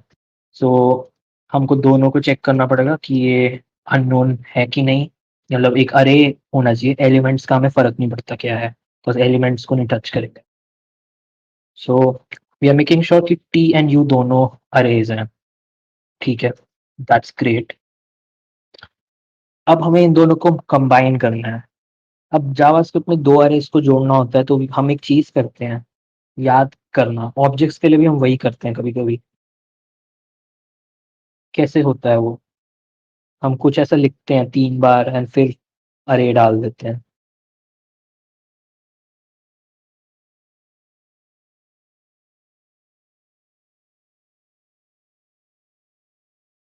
सोचो सोचो, ऐसे कैसे चलेगा? स्प्रेड. यस, शिवम ने वही चीज बोली, स्प्रेड करना पड़ेगा. सो हम डॉट डॉट डॉट टी बोलेंगे, एंड द ओनली रीजन ये डॉट डॉट डॉट काम कर रहा है इज बिकॉज हमने कंस्ट्रेंट डाला है कि एक अरे होंगे. अगर मैं कंस्ट्रेंट हटा दूं ना, डॉट डॉट डॉट चलेगा नहीं. And I say dot dot dot U. Boom, test case passed. Cool. ये भी हो गया. समझ आ रहा है ना सबको? कॉन्फिडेंस थोड़ा हो रहा है कि कैसे सॉल्व होता है. एक कुछ नहीं है, बस थोड़ा स्टार्टिंग पे लगता है कि क्या हो रहा है. but it's really fun as we go along. So nothing gives more satisfaction when all of this the red lines go away. So right concat कर लिया इंक्लूड्स देखते हैं अब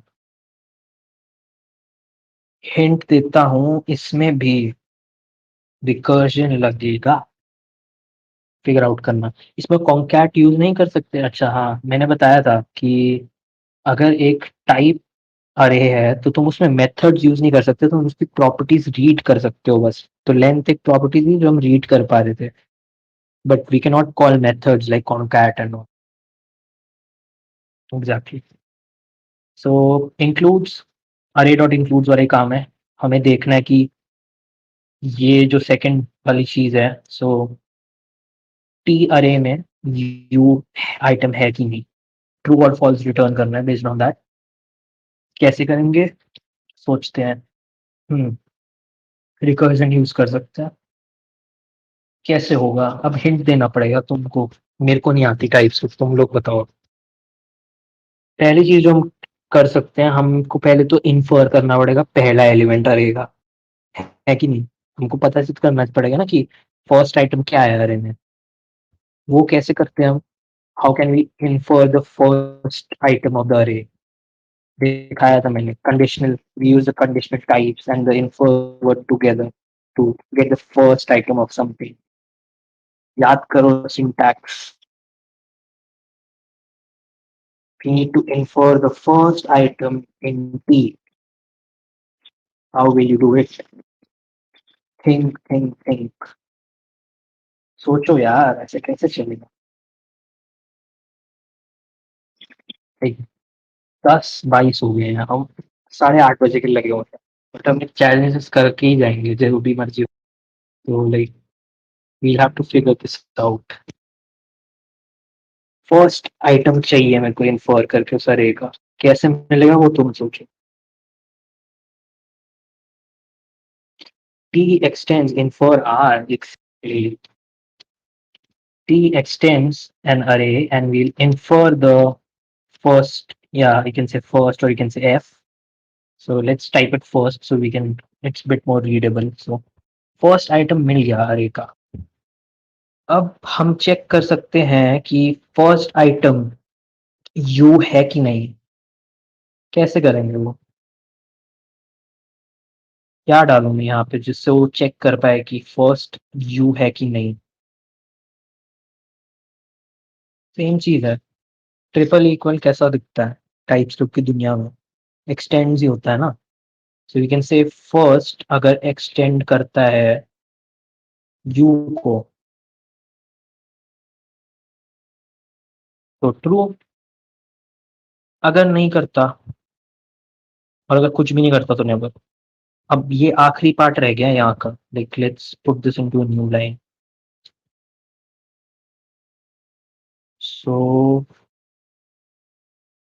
यप अब मेरे को ये बताओ अगर वो ट्रू अगर वो एक्सटेंड करता तो हमको पता है कि फर्स्ट आइटम ये अब हमको रिकर्स करना है इसके अंदर कैसे करेंगे रिकर्जन सात्विक ने एक बहुत इंपॉर्टेंट चीज भूल गया वो उसने सिर्फ फर्स्ट आइटम निकाला रहेगा वो बाकियों को भूल चुका है उसको नहीं भूलना था exactly dot dot dot infer rest अब हमारे पास बचे कुछ आइटम आ गया है अब हम रिकर्जन यूज कर सकते हैं कैसे करेंगे ग्रीष्मा का दिमाग चल रहा है सो कुछ आंसर आएगा कैसे कर सकते हैं सेम रिकर्स करना है हमारे पास बचे हुए आइटम है डिड समवन से something Sorry, I thought my mic was on oh off. yeah no problem cool so yeah we have the first item we need to recurse and we need to check for the other items so how can we do that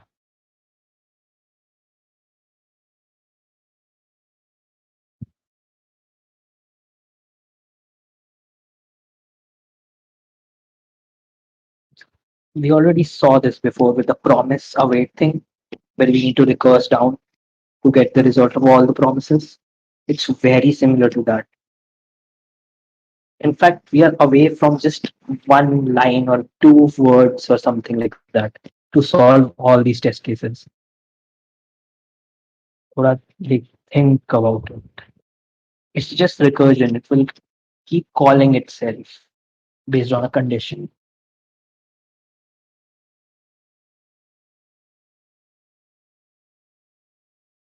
Okay, I guess this is taking a lot of time. Includes first. No, not includes first. We need to check if we already checked if first extends you. We need to see if other items also included or not. Rest includes rest. Okay, so I guess she's saying that we should do includes and rest. And here we'll just pass the u. Okay. If first extends u, okay, so if this is that, then I need to give back false, else I need to give this. Okay, so if this extends this, then I'll do this. Let's clean this up a bit because it's getting very not so readable. So if first extends you, it's true, else we do this. And here, if this extends true, we'll say true, else we'll say false. Okay, I still missed something here. Damn the syntax. Let's see. Let's put all of these back into one line. Like, I really hate nested ternaries. They're the worst thing in the world. But anyways, so first, if first extends you, then it's gonna be true. And how we do the next ternary? Else we will do includes with the rest and the u. Else we'll say, no, this is gonna be this. And if this extends true, then it's gonna be true, else it's gonna be false. Damn. But if includes, now I'm missing some ternary. Ah, okay, we missed something. We are doing extends manually. We don't need want to do it like this. Instead, we'll clean this up by using this equal type instead. So equal is very simple. We can even create our own, but for now, I'll just use that. So if equal, this will really clean it up. If first and u are equal, if this is true, extends. So if this extends true, I'll say true, else I'll do this again. And let's remove all this. Else it's gonna be false. And boom. I really hate this ternary thing. That's why we used equal to clean it up. And all this equal thing is doing is it actually checks functions and all those things properly for us instead of just doing extends. So that's why we're using this, and it just gives you a boolean if two things are equal or not, right? And yeah, based on that, the includes will work. And if we try to test it, type demo, and if we say includes, if 1, 2, 3 includes 3, it should give us a true. If I say something else, it should give us a false. So we have array dot includes working. Yeah, this took me a bit of time the first time because I was also doing the like first extend this and every time just broke the syntax and the equal type wasn't really correct. So that's why. We will build this maybe sometime, but yeah, you can use it for now. Does this make sense? How we solve this? It was just some recursion. We use this equal to check if these two things are equal. If they are true, then we say true. Else you try to recurse it down. Otherwise, we say false. Does it make sense?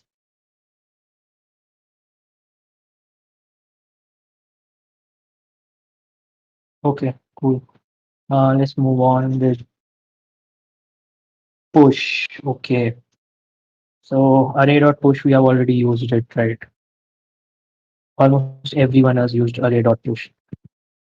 So now I will just keep solving them and you can just watch because time is taking quite some time. You can definitely you can try to answer them. So we need to first constrain it to an array. We'll say it create contains an unknown and it's going to be an array and we'll say this thing can be also unknown. We don't really care what this is. We can even remove this, I think. So yeah, for now let's just keep it like so. No, we'll have to keep it like unknown because this is an array of unknown elements. So if you want to add this into this array, it also needs to be an unknown of type unknown. Let's try doing it. So what does push do in JavaScript? It adds the element into the end of the array. So if we spread everything in T and if we put U, it works. If I remove this, it still works. Cool. So that's what push does, and we can test by doing push. We have one, two, three, four, or something. And the second thing is going to be, let's say, we say one, two, three, four, and we add six to it. The final array has six. Easy, right? Makes sense? I don't think there was anything complicated. We just spread the array and then we added the thing. Cool. Solve this. Let's go to the unshift. Unshift does exactly the same thing. It just adds it to the start. Now you will have to attempt this. What should I do here? We just implemented push. So unshift is just opposite of push. What should I do here? Okay, so I'll first have to constrain it, right? I can just say u and spread it. So I'll have to say, okay, unknown array, and then I'll just do dot dot dot t, and at the start of it, I'll say u. Boom, solved, done. Cool. I guess that's how simple it was. Now the last type and the most fun, in my opinion. So let me just explain the problem statement. A function can take a set of arguments, right? And the arguments are always in order, right? They are like a tuple. So a tuple of string number or something like that. We want to give it a function. Okay, it should accept a function and it should return me a tuple of all the parameters. So if I pass it this function, it should give me a tuple containing a number and a string in order. Does that make sense? Did you get the question right? So that's what we are doing here, and we're using the type of operator to extract type from a value, so a function. And okay, nothing here. Cool. So let's build this. We have a type guard, not type guard, constraint here. And let's extract it into its own type alias just to make it more readable. We'll say type any function. Okay, and this is what the any function look like, and we'll just do it like this. Now, the reason I extracted it into its own type is because it's more readable in that way. And another thing is, some people might be thinking, why did he just not use array like any? The key thing to note is that any can be anything Whereas any function can only be a function of any type. So it can take as many arguments as it wants. The type of arguments can be anything and it can return anything. Does it make sense? Why we have any function here? Because we can use this type with any type of function. Okay, so let's use some conditional types. So I'll say t extends this thing. And you know what? We can even do a bit more magic. We can say this will take a generic, we'll say arc, it will extend any, okay? And by default, it will be anything. So we default it to any, and we can even remove the extends item. Now, if I do arc here, and now I come here and I say t extends any function infer p, p and never. Let's see what happened. False is not satisfied with constraint. Okay, makes sense. So it couldn't do that. Let's actually try to go back to the regular approach. I guess let's keep it any function only. Yeah, yeah, okay, it makes sense. Inference cannot really do this directly like so. We'll have to use a function inline like dot args, and here we'll say infer p. Oh, wait. If this is arg and it's any,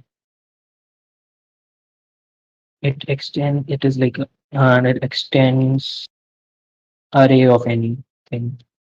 By default, it's an array of anything. Now, if we try this, oh, we actually passed test case. Cool. So I'll just explain this. Any function is taking a type parameter called as args. We call it args, and args can be array of anything, right? And we are defaulting it to something, so we don't have to pass it here. And then in the extends clause, just like how we did with promise, we did it like this, right? We said promise and infer the type parameter. Similarly, we can just do it with any function as well. We just say infer whatever value that goes into here.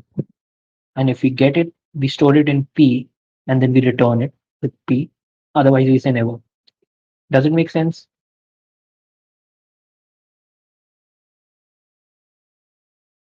Just let me know.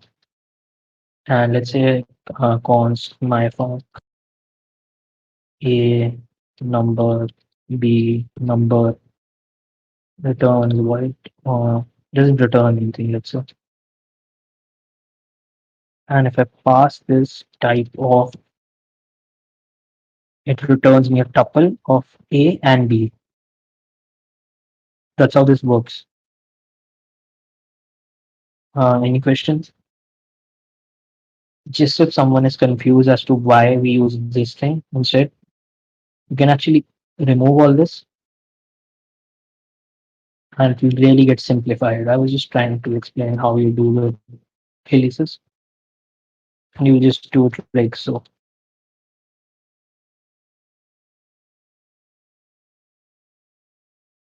And if we have this, it can,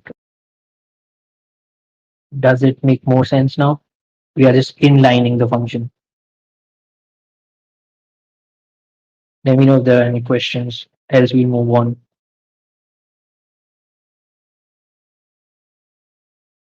So we are basically just asking for the array that the tuple that it will get from this, all the parameters that are in the function. And that's what info does, right? It gives us some values that we don't know about. Any questions, anything? If it didn't make sense, just ask about it.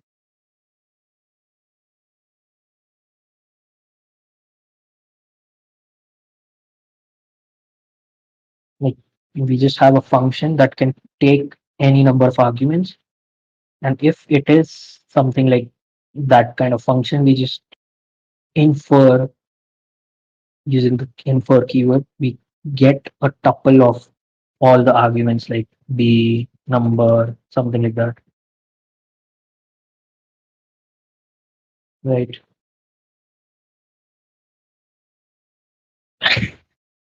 Okay.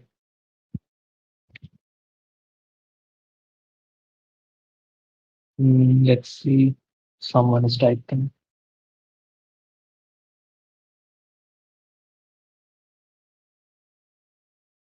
Okay. Okay. Let's let's let's keep it even more simple. So it can take any type. Okay. Like just follow along with me this time. It can take any type, and the type can only be a function. So how will we denote a function that can be any type of function? The function should be able to take any type of arguments, and the type of those arguments can be anything, right? And the function can also return anything.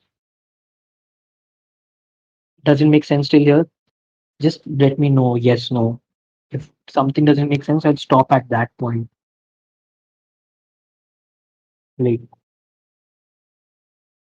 okay, so we have a function that can take any number of arguments. The type of those arguments can be anything, and it can return anything as well. We don't really care.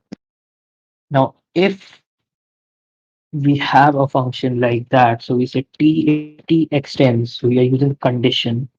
If the t extends a function, okay, and it returns anything because we don't really care about the return value. If it's a function, we want to get whatever the type is of the arguments, and that's where we put infer, and params will be the type for these arguments. And if this condition is true, so you can you can like wrap it, I guess. No. Okay, so if this condition is true, we just give back the params. If it's not, then we just say never. I guess you'll have to read this or maybe write your own. But does this explain a bit more about it? Like that's I guess you won't really get to know more about it without writing it. But yeah, that's how that works. Similarly, you can even infer the return value of the function. So let's create another type. This is not the challenge, but I'll just build it. So my return type, it will do exactly the same thing. So we'll copy everything from here. So we'll do this. And what we'll do,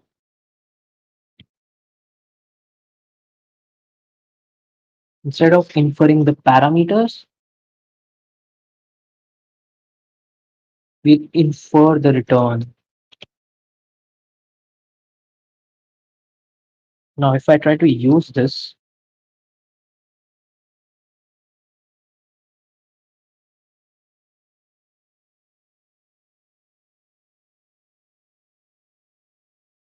b is also a number, and this thing returns a string. Let's say my my function. And if I try to use this my return type thing, if I pass this my function, it should give me the return value. So I got string because it returns a string. So that's how infer works. You can infer anything in a condition as long as you have something. We can even go um, types to equal to fun with arg and getting type using infer and return. Yeah, yeah. So we can even go more crazy by getting both of these things. So we can return, we can do both. So I can say infer p and infer r and return a tuple or containing an object. So result is going to be r, and or maybe let's do input is going to be p, and the output is going to be r. If I look at this, literally told me about the function. It told me what input it takes. It told me what output it gives. So I inferred everything from the function. Like I got what it takes in, I got what it puts, like gives back. Does it make sense? I guess it does. So let's move on. Um, we finished all the type challenges. So congrats on that.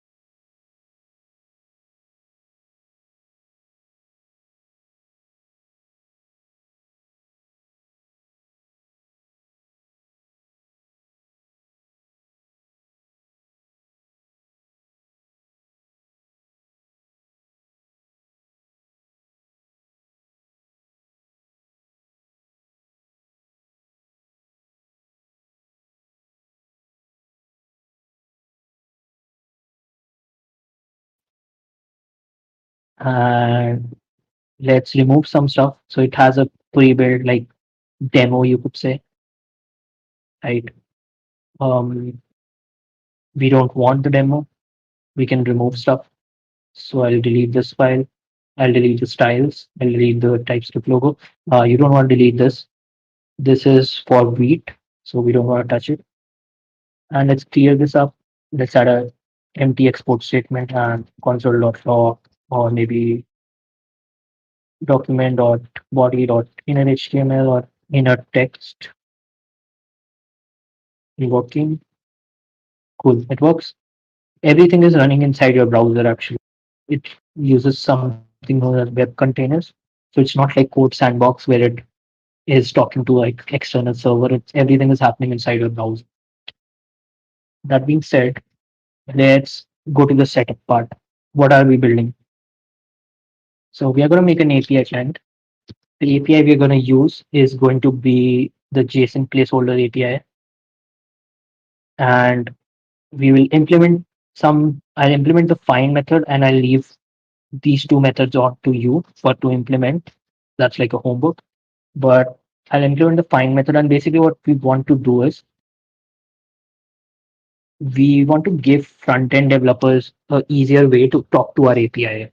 So let's say this is our company's API, and there are a lot of clients, or let's say there are a lot of front-end. We do have like mobile app, we have a front-end app, okay, and all of them talk to our API. We want to make it easier for them to use our API, so we want to make a client for them. And how they will use it could look something like this. I can say client is equal to new API client, and then I can tell like a version, or I can tell an endpoint, which will be my endpoint for this thing, right?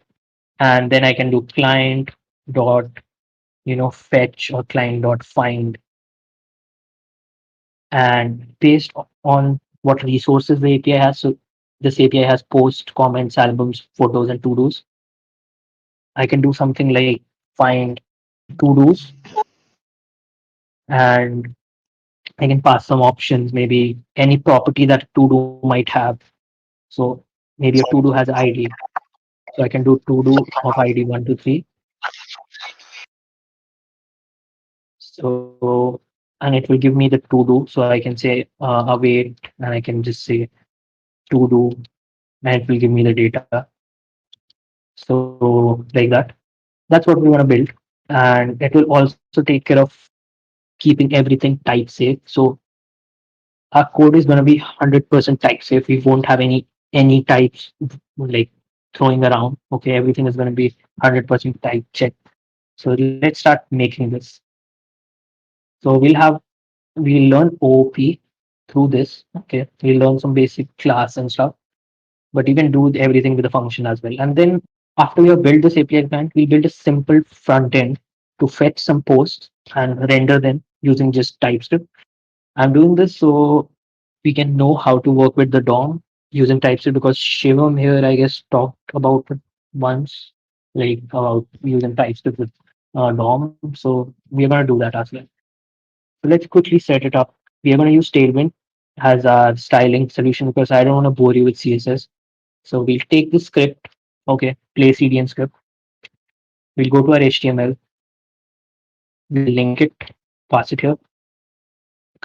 And now if I do this, you can see everything is styled now. And I'll collapse the sidebar. Cool. So Tailwind is working. Let's create a new file called as client.ts. So I'll try to follow some basic folder structure and practices. Or maybe we can create a folder called as internal, because that's a client, right? And the main will just import it. You can keep it at the top level also. I'm just trying to do it so because this will have our app code, the app that we'll build like this. Internal will just contain the API client, some types and stuff like that. That's it. We'll also keep a types.ts file that will be for all these resources. We will have to keep a type or an interface for all these things. And I'll show you a really quick way to generate those. Okay. So let's first start by creating types all for all these resources. I'll open them in new tabs, and I'll also open something known as QuickType. QuickType is a tool that can be used to create types from JSON, okay, really fast. And that's what I'm going to use. So I'll say this type is going to be a post. Go back to the post, select the JSON, paste it in, put the language TypeScript, remove the interfaces only, and verify JSON, don't verify it. And this is okay. We don't only want interfaces. So this is our interface for the post. We just created it for us. We'll go back to our types.ts file, put this here. Similarly, we can now close posts. We'll create one for comments. Take this. I'll name it comment. We got a type, paste it. So that's the quickest way I know to type your data. And similarly, we'll have album, and it will also create an album interface. And this should be album, album. Yep. And we also have photos, to-dos, and users. So albums you can close. User is a complicated type. That's why using something like QuickType makes a lot of sense. And it will create different interfaces for us because it knows that this is a different structure, which is okay. And we'll say user. I can also use copy code.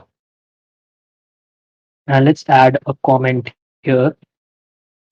User structure, something like this, just to know that all these things are grouped together. So album structure, we can just do uh, comment structure and post. Okay. What else? User to do. Do we have to do? To do is only left, I guess. That's all. Take it, paste it, name of the type, copy, and at the end we can just say to do structure. So all of our types for the API are done. And just make sure if you are working in a real environment for a company or something, these types will be shared with the backend. Okay. You won't manually write it. The backend developers will give you this generally, and it will be maintained by them. Okay.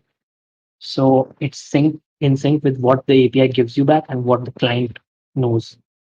So that's great. We've finished typing. Now let's create an API client. Our API client is going to be a class. So we'll say class API client, and the class will have a constructor function that will create a new instance of the API client. We'll also export this class from this file. I'll say API client. Now the client can take some options, right? It can take some things like endpoint and all. I could do something like endpoint string like this, but it's not really scalable if you think about it. If we add more options, a lot of parameters will get like really bad. So we create a type thing client config, and the client config will have a property of endpoint, which will be a string. And just to make it even more strict, I can do something like this: HTTP colon or HTTP, and I can say it can be string. Now, what this means is the endpoint will always start with HTTP, or I can say HTTPS, or I can say colon slash slash. So if anyone tries to put any string that is not following this pattern, it will tell it that, hey, this is not a valid API endpoint. It's really powerful in the sense. So maybe let's use this just to make it really, really, strict. And I'll say config, client config, and we'll have some options. So I'll say private endpoint will be a string, and I'll say this dot endpoint is config dot endpoint. Now this will complain because we are not using it yet. We will do it, no problem. So that's fine. And this is also okay. So let's save it. Now we need to think about some other stuff. What methods will this client have? It will have a delete, find, and update. I'll develop the find method in front of you. So let's add a find method. Find can take the name of the resource. So any type, okay, whatever the types is there. And so let's say the resource, and for now, let's say it's a string. We'll change it soon because this is not type safe. String, and it will take some options. So I'll say params, and I'll just keep it as a record of a string and a string. So an object containing string keys and string values. That's all. We will change it. Don't worry. So that's it. Now if I try to call this, I'll go to my main TS. I'll create a new instance. I'll say const client equal to new API client. So right now it complains because we didn't provide the config. I'll say endpoint.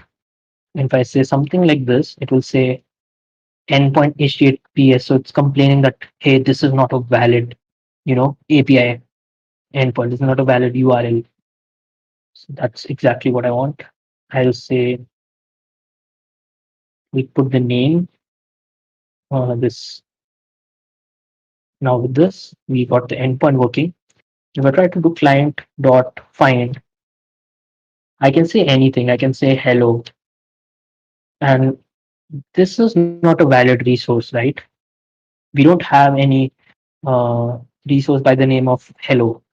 We need to make this type safe. And the way we are going to do it is using generics. But we first need to know what are all the options or what are all the resources that this client can have. So maybe we can pass something like a generic, which can be an object of something like posts and a post interface like this. So maybe we can do something like that. So let's actually do it.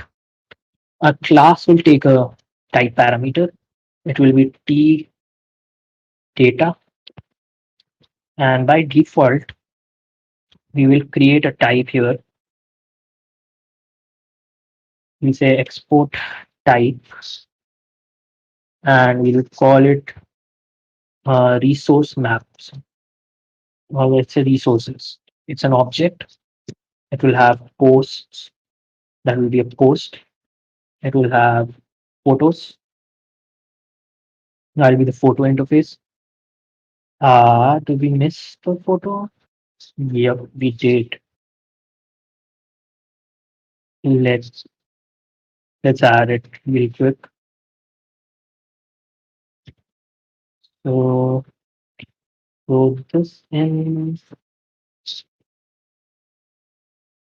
here. How did we forget about it? Anyways, photo copy, and we have our photo structure. I'm just doing the way you should do it in when working somewhere. So you might be like, why not he just builds it really quickly or something? But I don't want to, show something that you should not do in a real world scenario. So to do's and to do. Similarly, we have albums, will be of type album, and we have comment, and we'll have users, and it will be of a user type. So this is the whole set of resources that are available, and each key is the slash endpoint, so slash photos or slash to do, something like that. That's why the keys are like this. I'll come back here and I'll say this is going to have a default value of resources. Okay, or we can just remove it completely, and we can just say extends resources,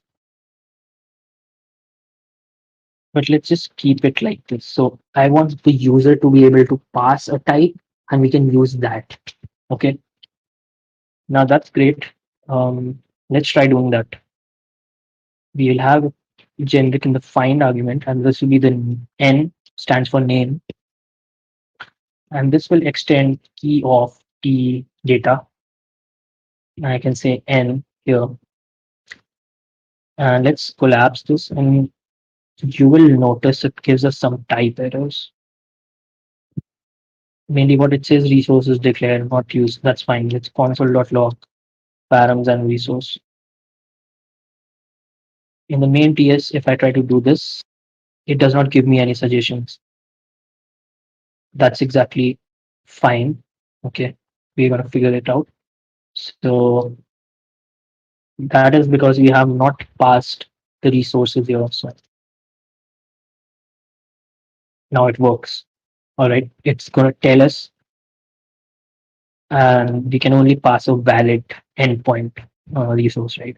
So this is the first level of type safety that we have added in our client.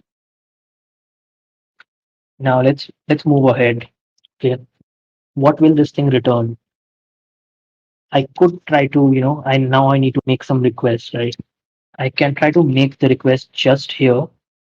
I can say that, hey, let's do fetch. Okay, and I'll create a URL. I can try to do the dumb way of creating URLs by doing endpoint slash whatever the resources. I will never recommend this. This is not good. Never do this. Now let's see how we will do it. First mistake that I'm doing here is I'm using fetch. Fetch is only available in the browsers. It's coming in Node, but if you use fetch, and there can be some cases where fetch is not available, and that just means your API client won't work. So we need to use some HTTP library which can be installed as a package or something like that. Let's do that. And to do that, what I'll do is I'll import something. I'll say import Axios from Axios, and you might have already used Axios. And I need to install it also. So I'll say yarn add Axios. Yarn is just the package manager. It will install Axios for me.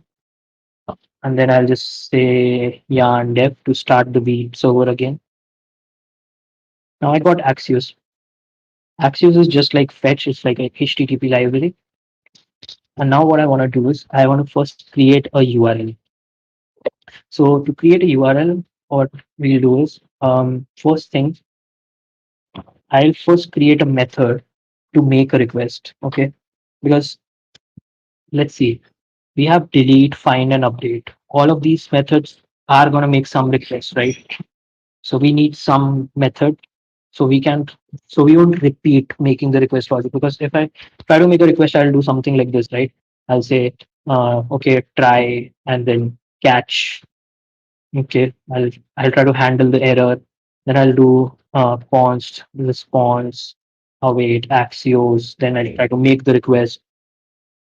I don't want to do it in every method. I want to create a method that will just do it for all the different methods. So let's call it private request. So it will be a private method. It will take a URL, and that can be a URL object.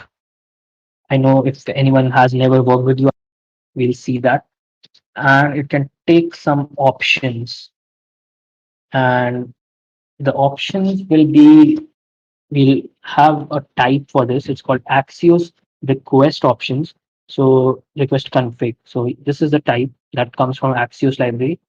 And we'll use this to pass the options basically. So just give me a second. I'll be back.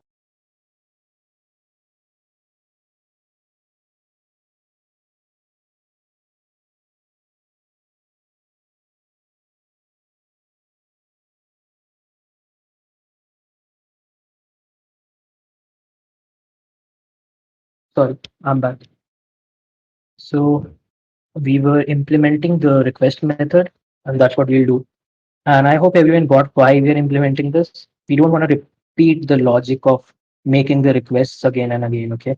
You want to keep it at one single spot, and you want to reuse it as much as possible. So here I'll use the URL thing with Axios. So let's do something. So I'll say const response is equal to Axios, and this will make a request.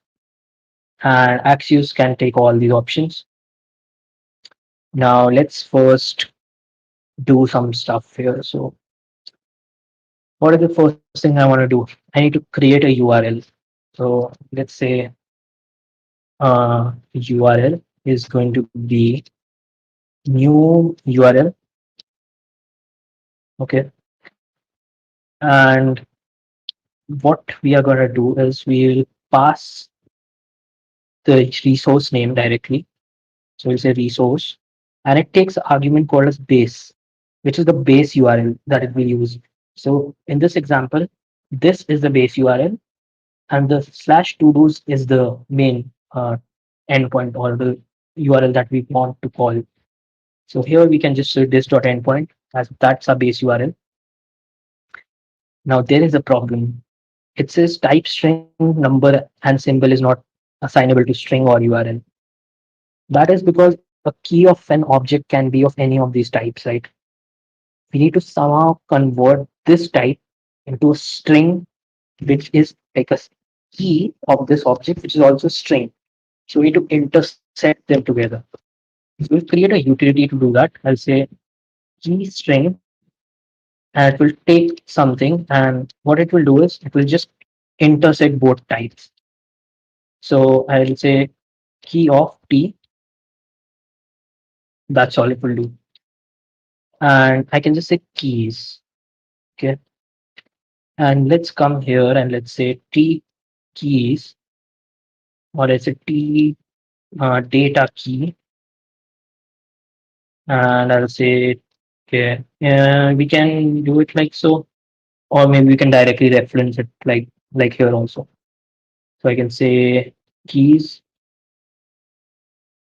and I can just pass the T data, and now this works because it will only be a string, nothing else.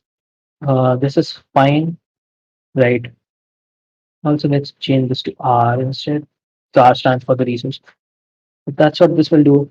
We have a URL being constructed now, and what I'll do, um, this is going to give a URL object, right?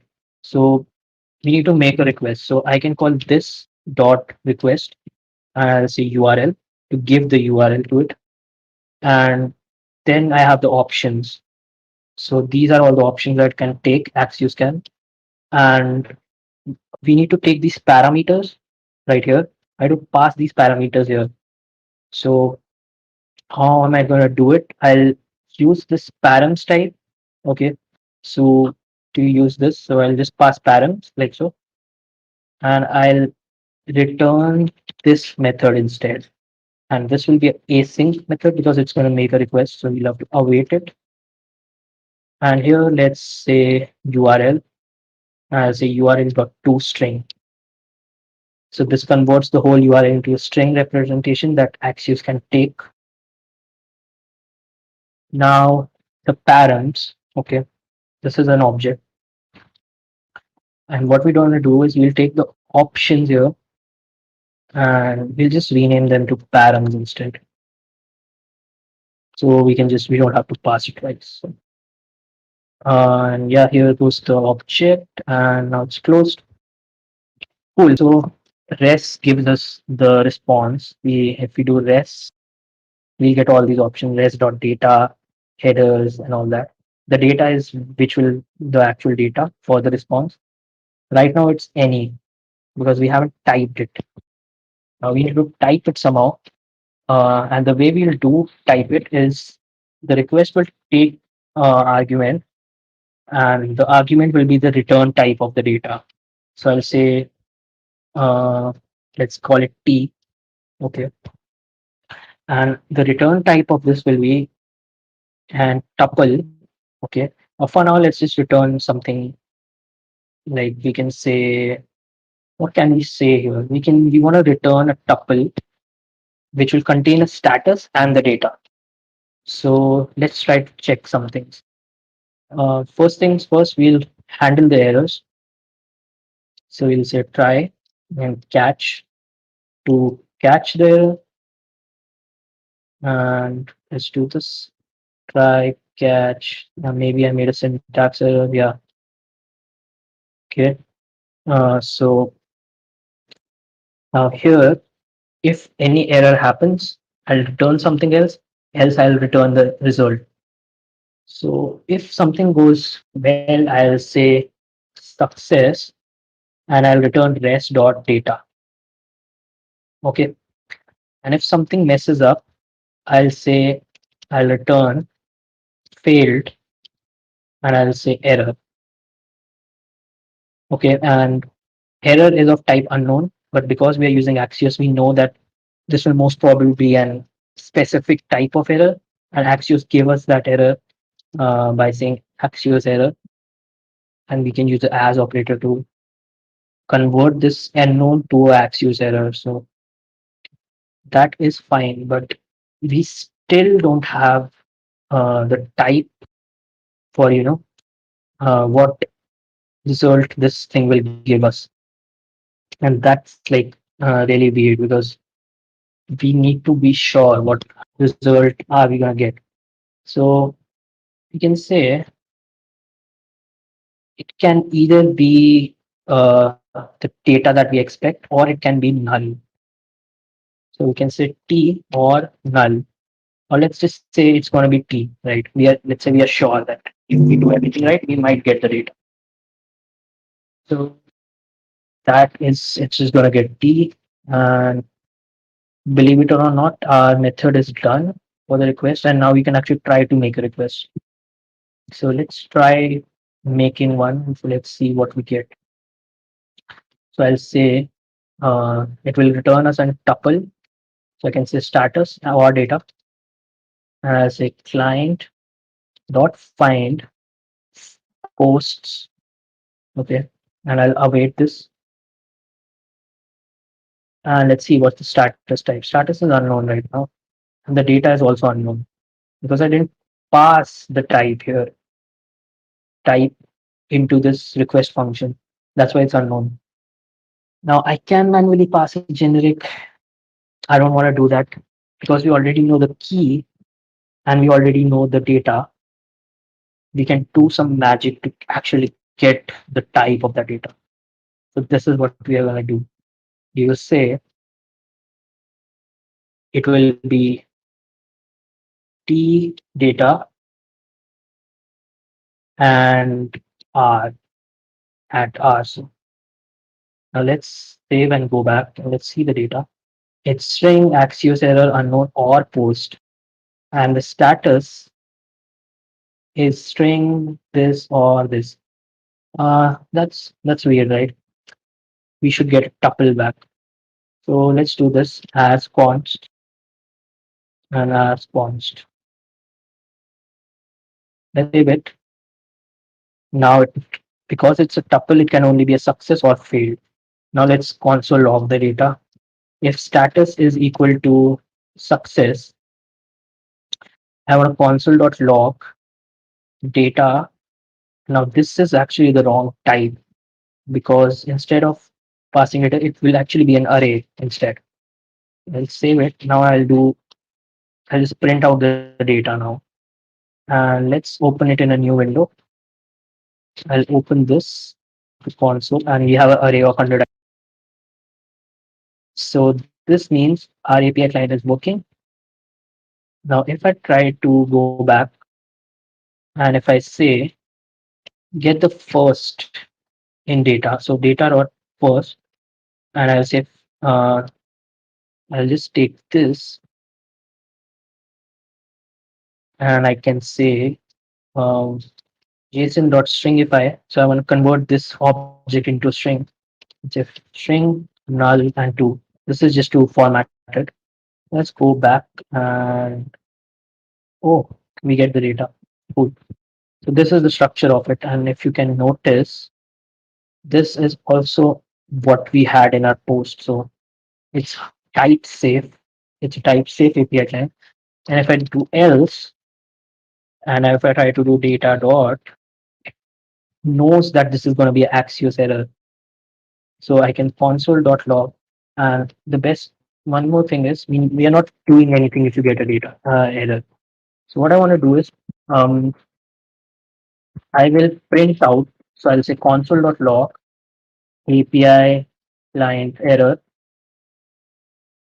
So like this, and I'll just say error dot message.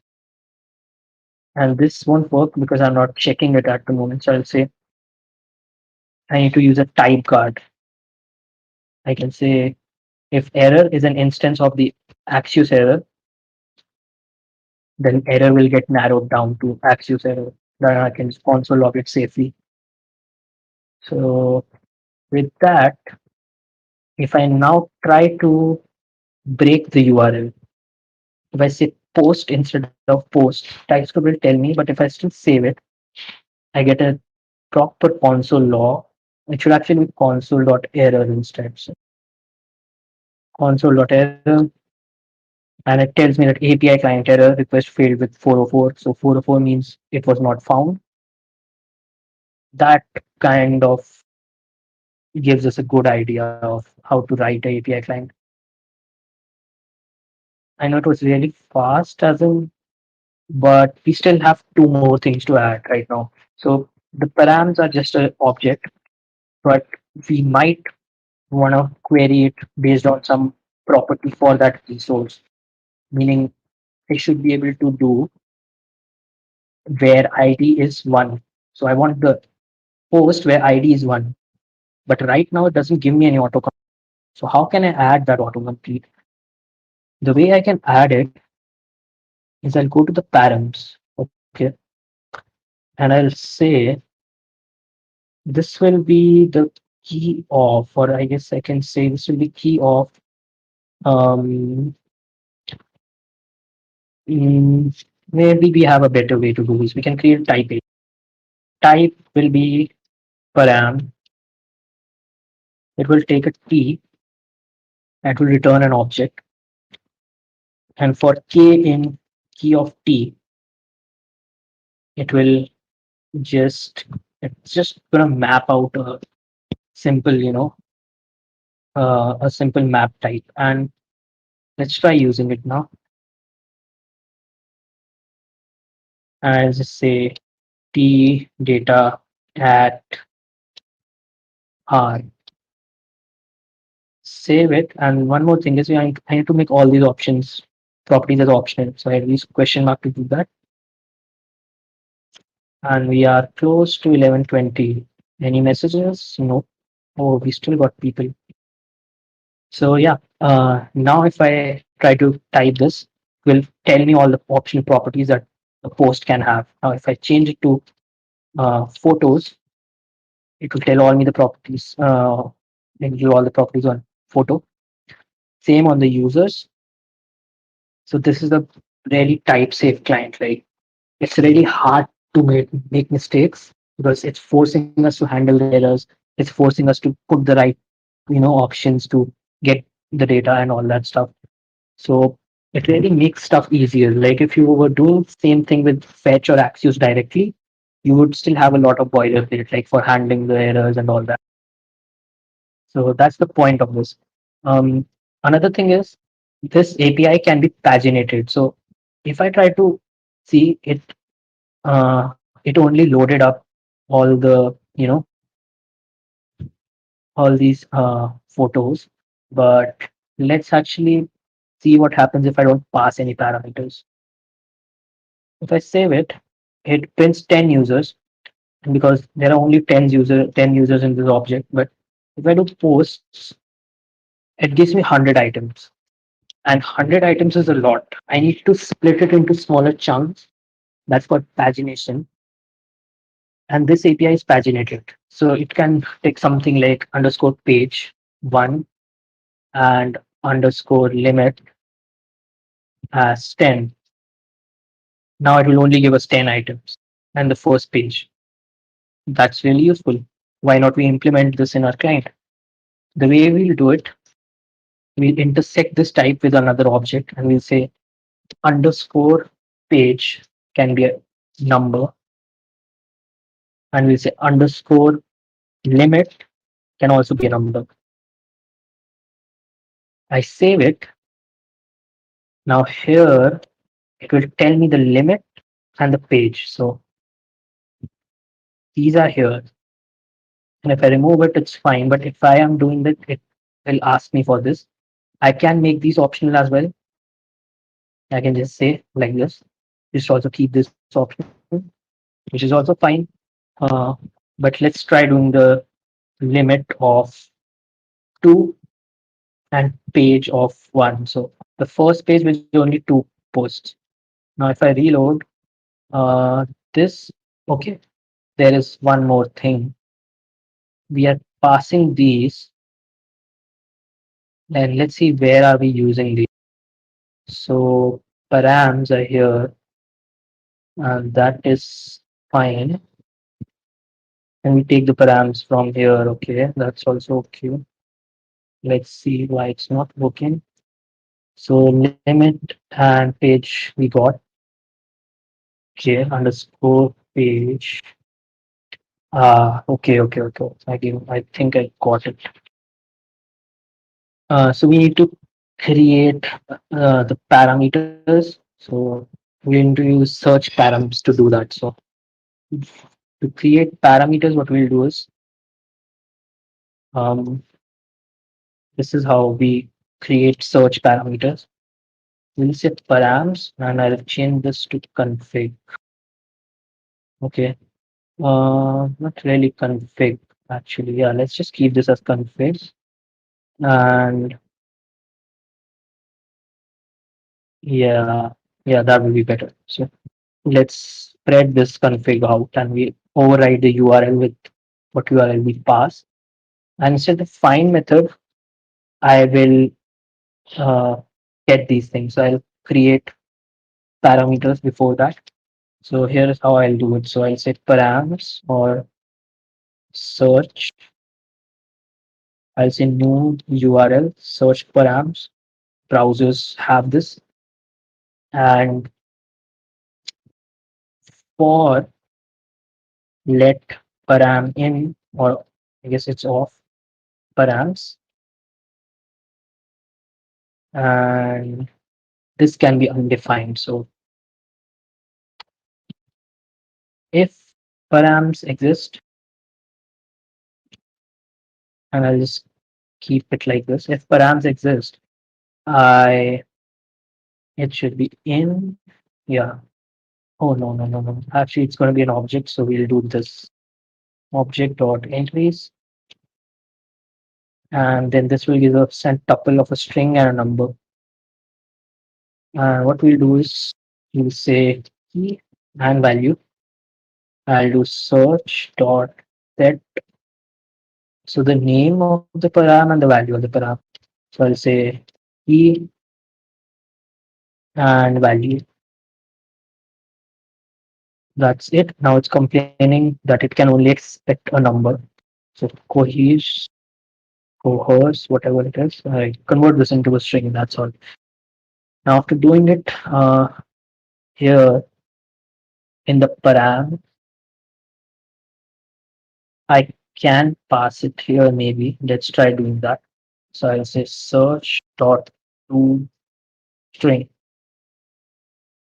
Okay, let's try what happened. Let's see. Yeah, it still didn't expect it. So config and config params, it doesn't work. So let's add it like so. So it's going to be a resource, and this search param, if you hover on top of it, it will tell you something about that. Okay, the IntelliSense is not working here, but just bear with me in this on this moment. Like we append the source string here, and this should give us a full URL. And then let's just remove this part, and this will just wait for the this dot request, and okay, it will take the URL and params will be the search dot to string. Okay, let's try it right now. I think it will work. Yeah, it will work. I'm pretty sure. Yeah, it's working. Cool. So now it's only giving us first two items on the page, and that is quite all there was. So if I change this to 10, it will give me 10 items. So that's how you pagine it, the API. And I guess that is all. Um, we pretty much finished building the API client. We just have like there are two methods left, which will be almost similar to how this thing works. The only difference being is I'll give you a hint on this. So in the find method, we are making the method that we are using is get. If you are, let's say, you are implementing something like delete, the method that you will use is going to be delete, or maybe you are using update, so you might have put something like that. So that's what you want to do. I'll share the link of the stat blitz so everyone can just read it and try it out. Um, with that, the only thing left is to build a little front end with just TypeScript. So That won't take long. Let's just try to do that as well. Um, let's add some elements in the browser. So we have an app here. This is going to be a container. All the posts are going to render in inside of this. We are already using Tailwind, so I can do something like bg teal 500, and this is okay. Class Tailwind is here. So okay, maybe it's not working fine. Let's try putting something in. Maybe the height is zero. So bg teal 100 500. And yeah, it showed up. It did show up. It's just it overrides it in the main file. We do inner text. That's why.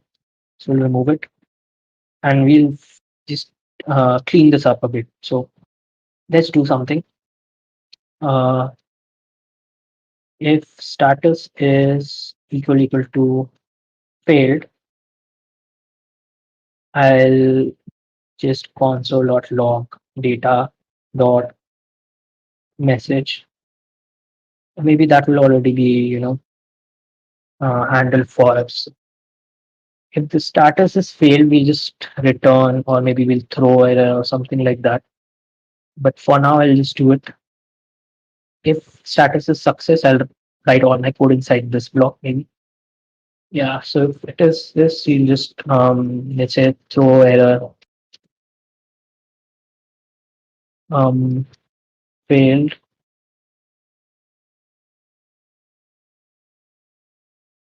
and I'll just put the data dot, and because it automatically narrows down, we'll get the message here.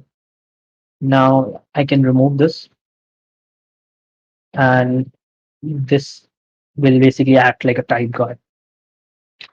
Now that's fine.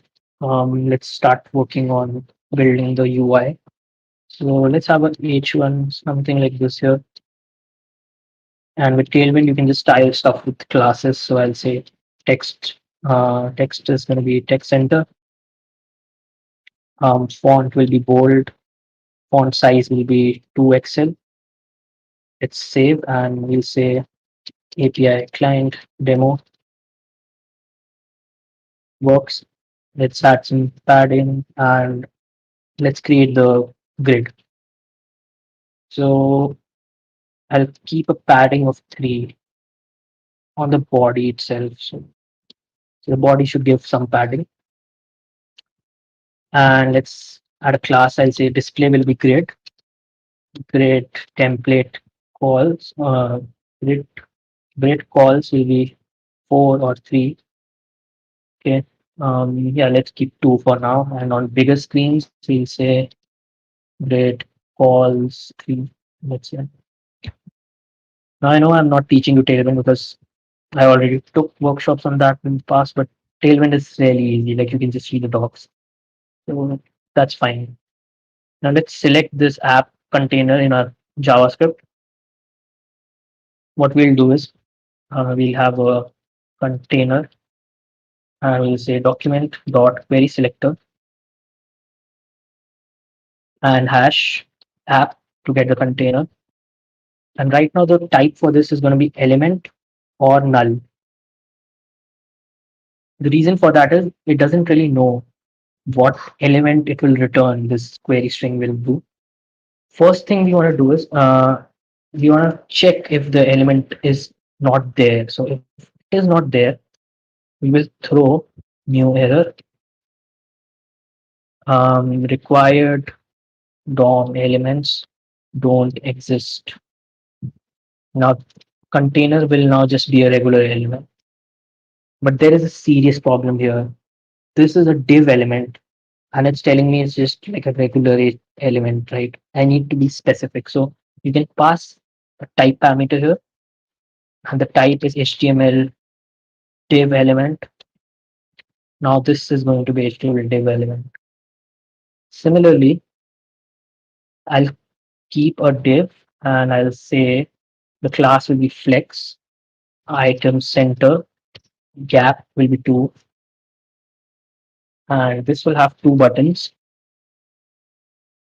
with BG Teal 500, or maybe let's use Indigo 300. It will have a PX of 2, it will have a PY of 1. We want it to be rounded MD. Hit enter, and this will say previous, and also let's add text white.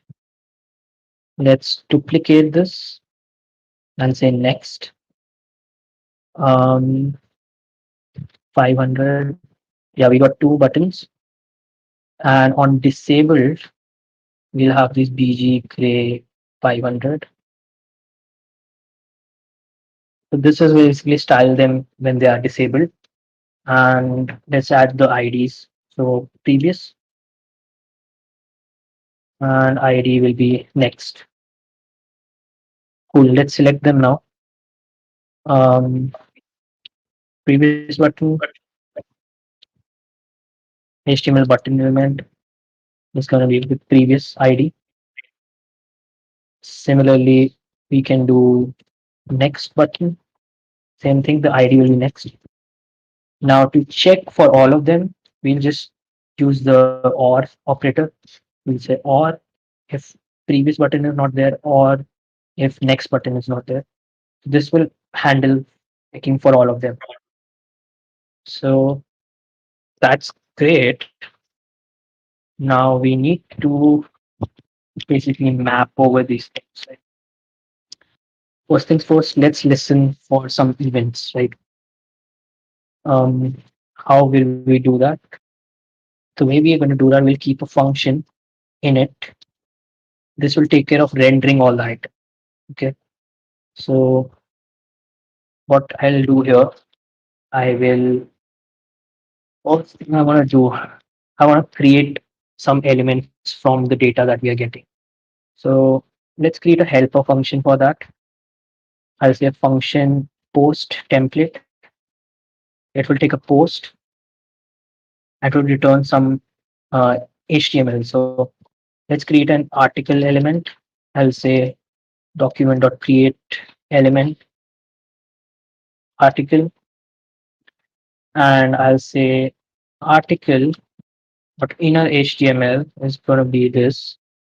So it will have a h1 tag, and the h1 tag is going to have a post dot title, right?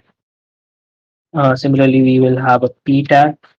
So p like so, and the p tag will have the post dot body. Where is the post of it? The post is not imported. No. Now this is going to be string, and then we'll just return the article element. That's all. So now let's create some elements. So I'll take the data. I'll say data dot map.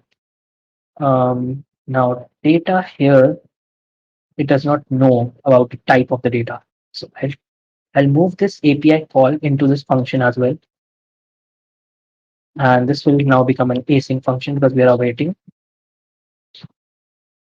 Now I'll map over it, and for every data, I'll call my post template with the data. And now this will return us an array of HTML elements. So now what we want to do is we want to render all of these in sort of like a list. The most efficient way to do it in vanilla JavaScript is using something known as a document fragment. So we'll say fragment is equal to document dot create fragment, and we'll say fragment dot append child. Okay, or we can say fragment dot inner.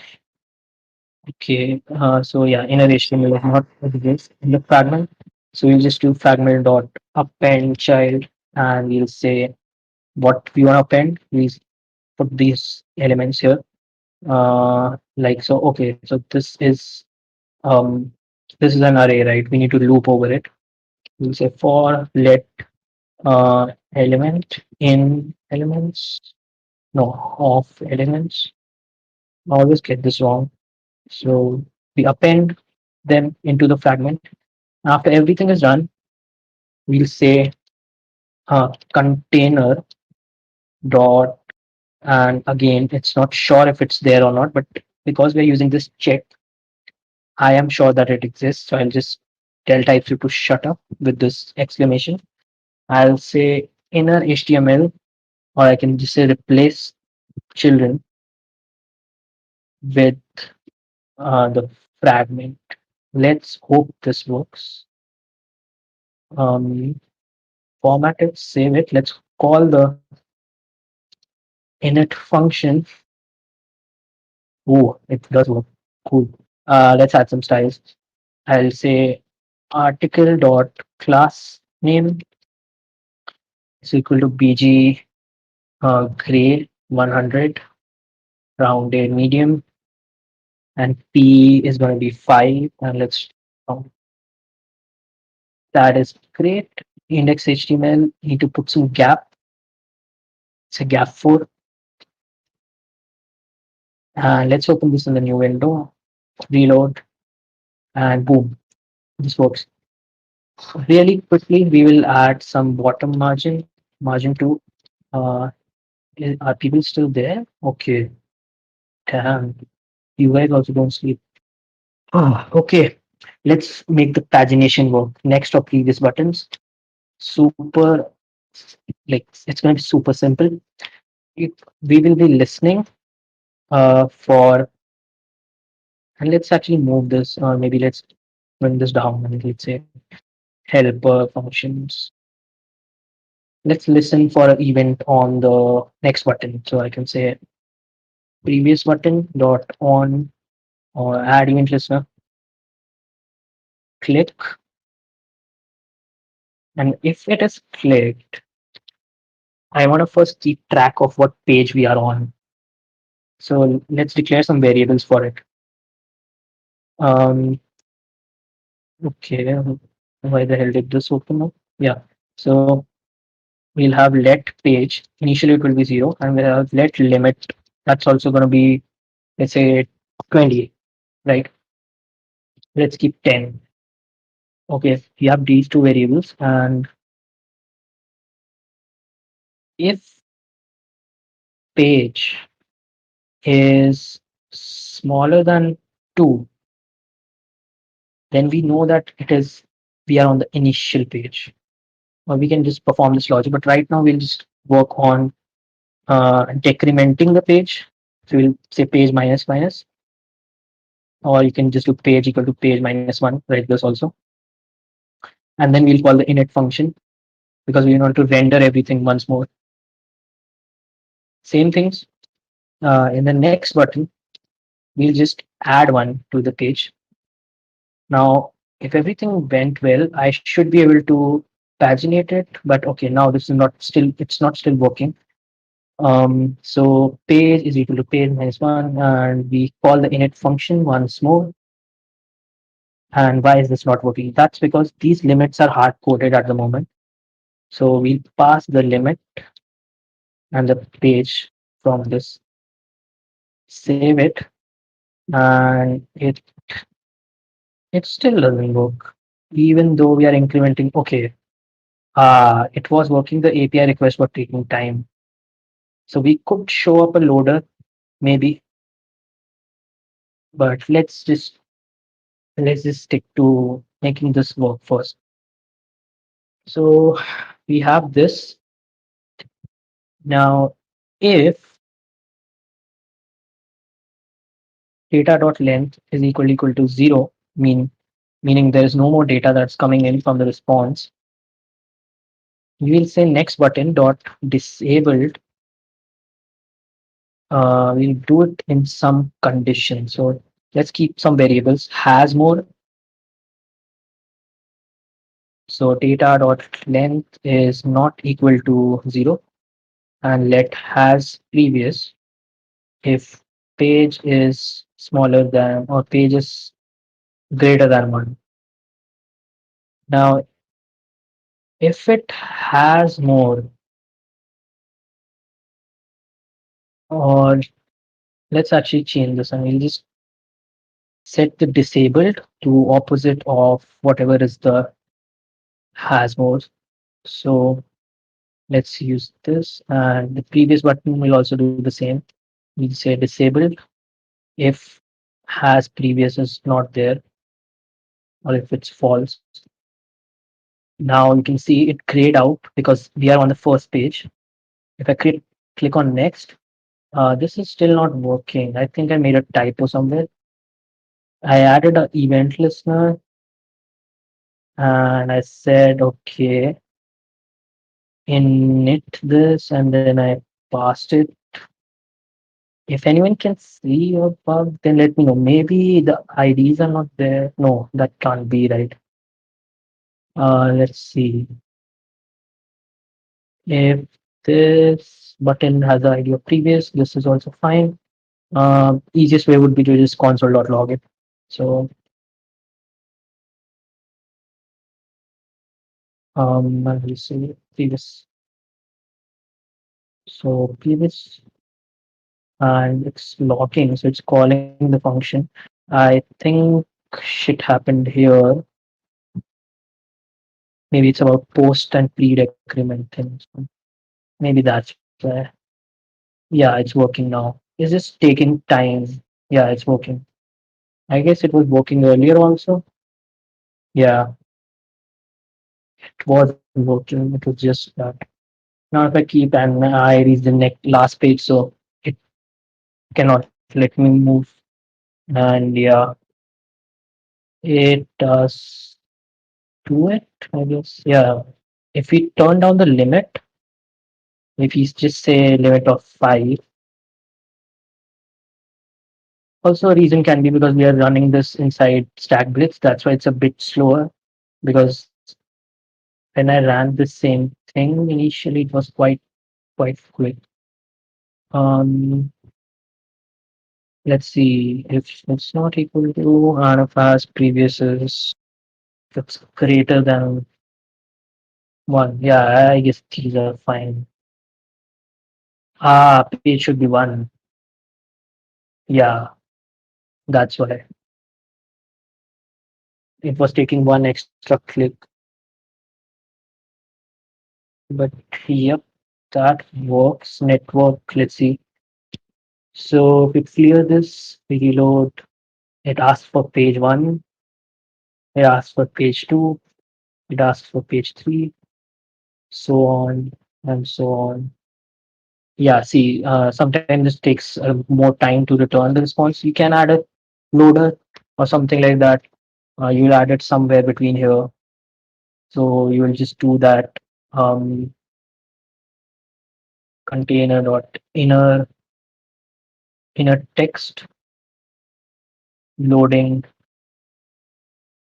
Okay. So yeah, now it lets us know if it is loading. Yep. Cool. That was it. Now I'm really tired. I can't even talk more, but any questions? Shit, I literally did like a speed run, so I didn't explain a lot of things. Uh, public, um, if there are any questions, just let me know. Like, I'll just try to answer them.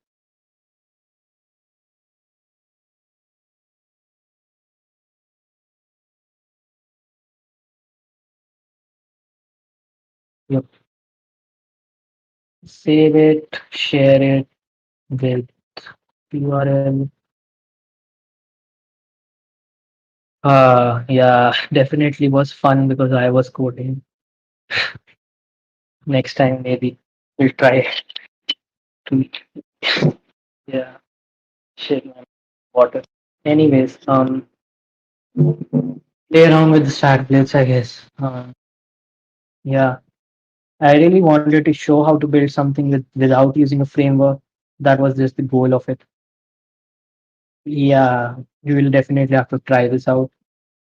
I could use React, but I was like, nah, let's just try this out. So yeah.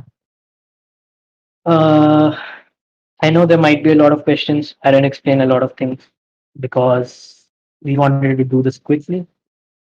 but I hope everyone learned at least one thing from this workshop, at least some single thing. So yeah,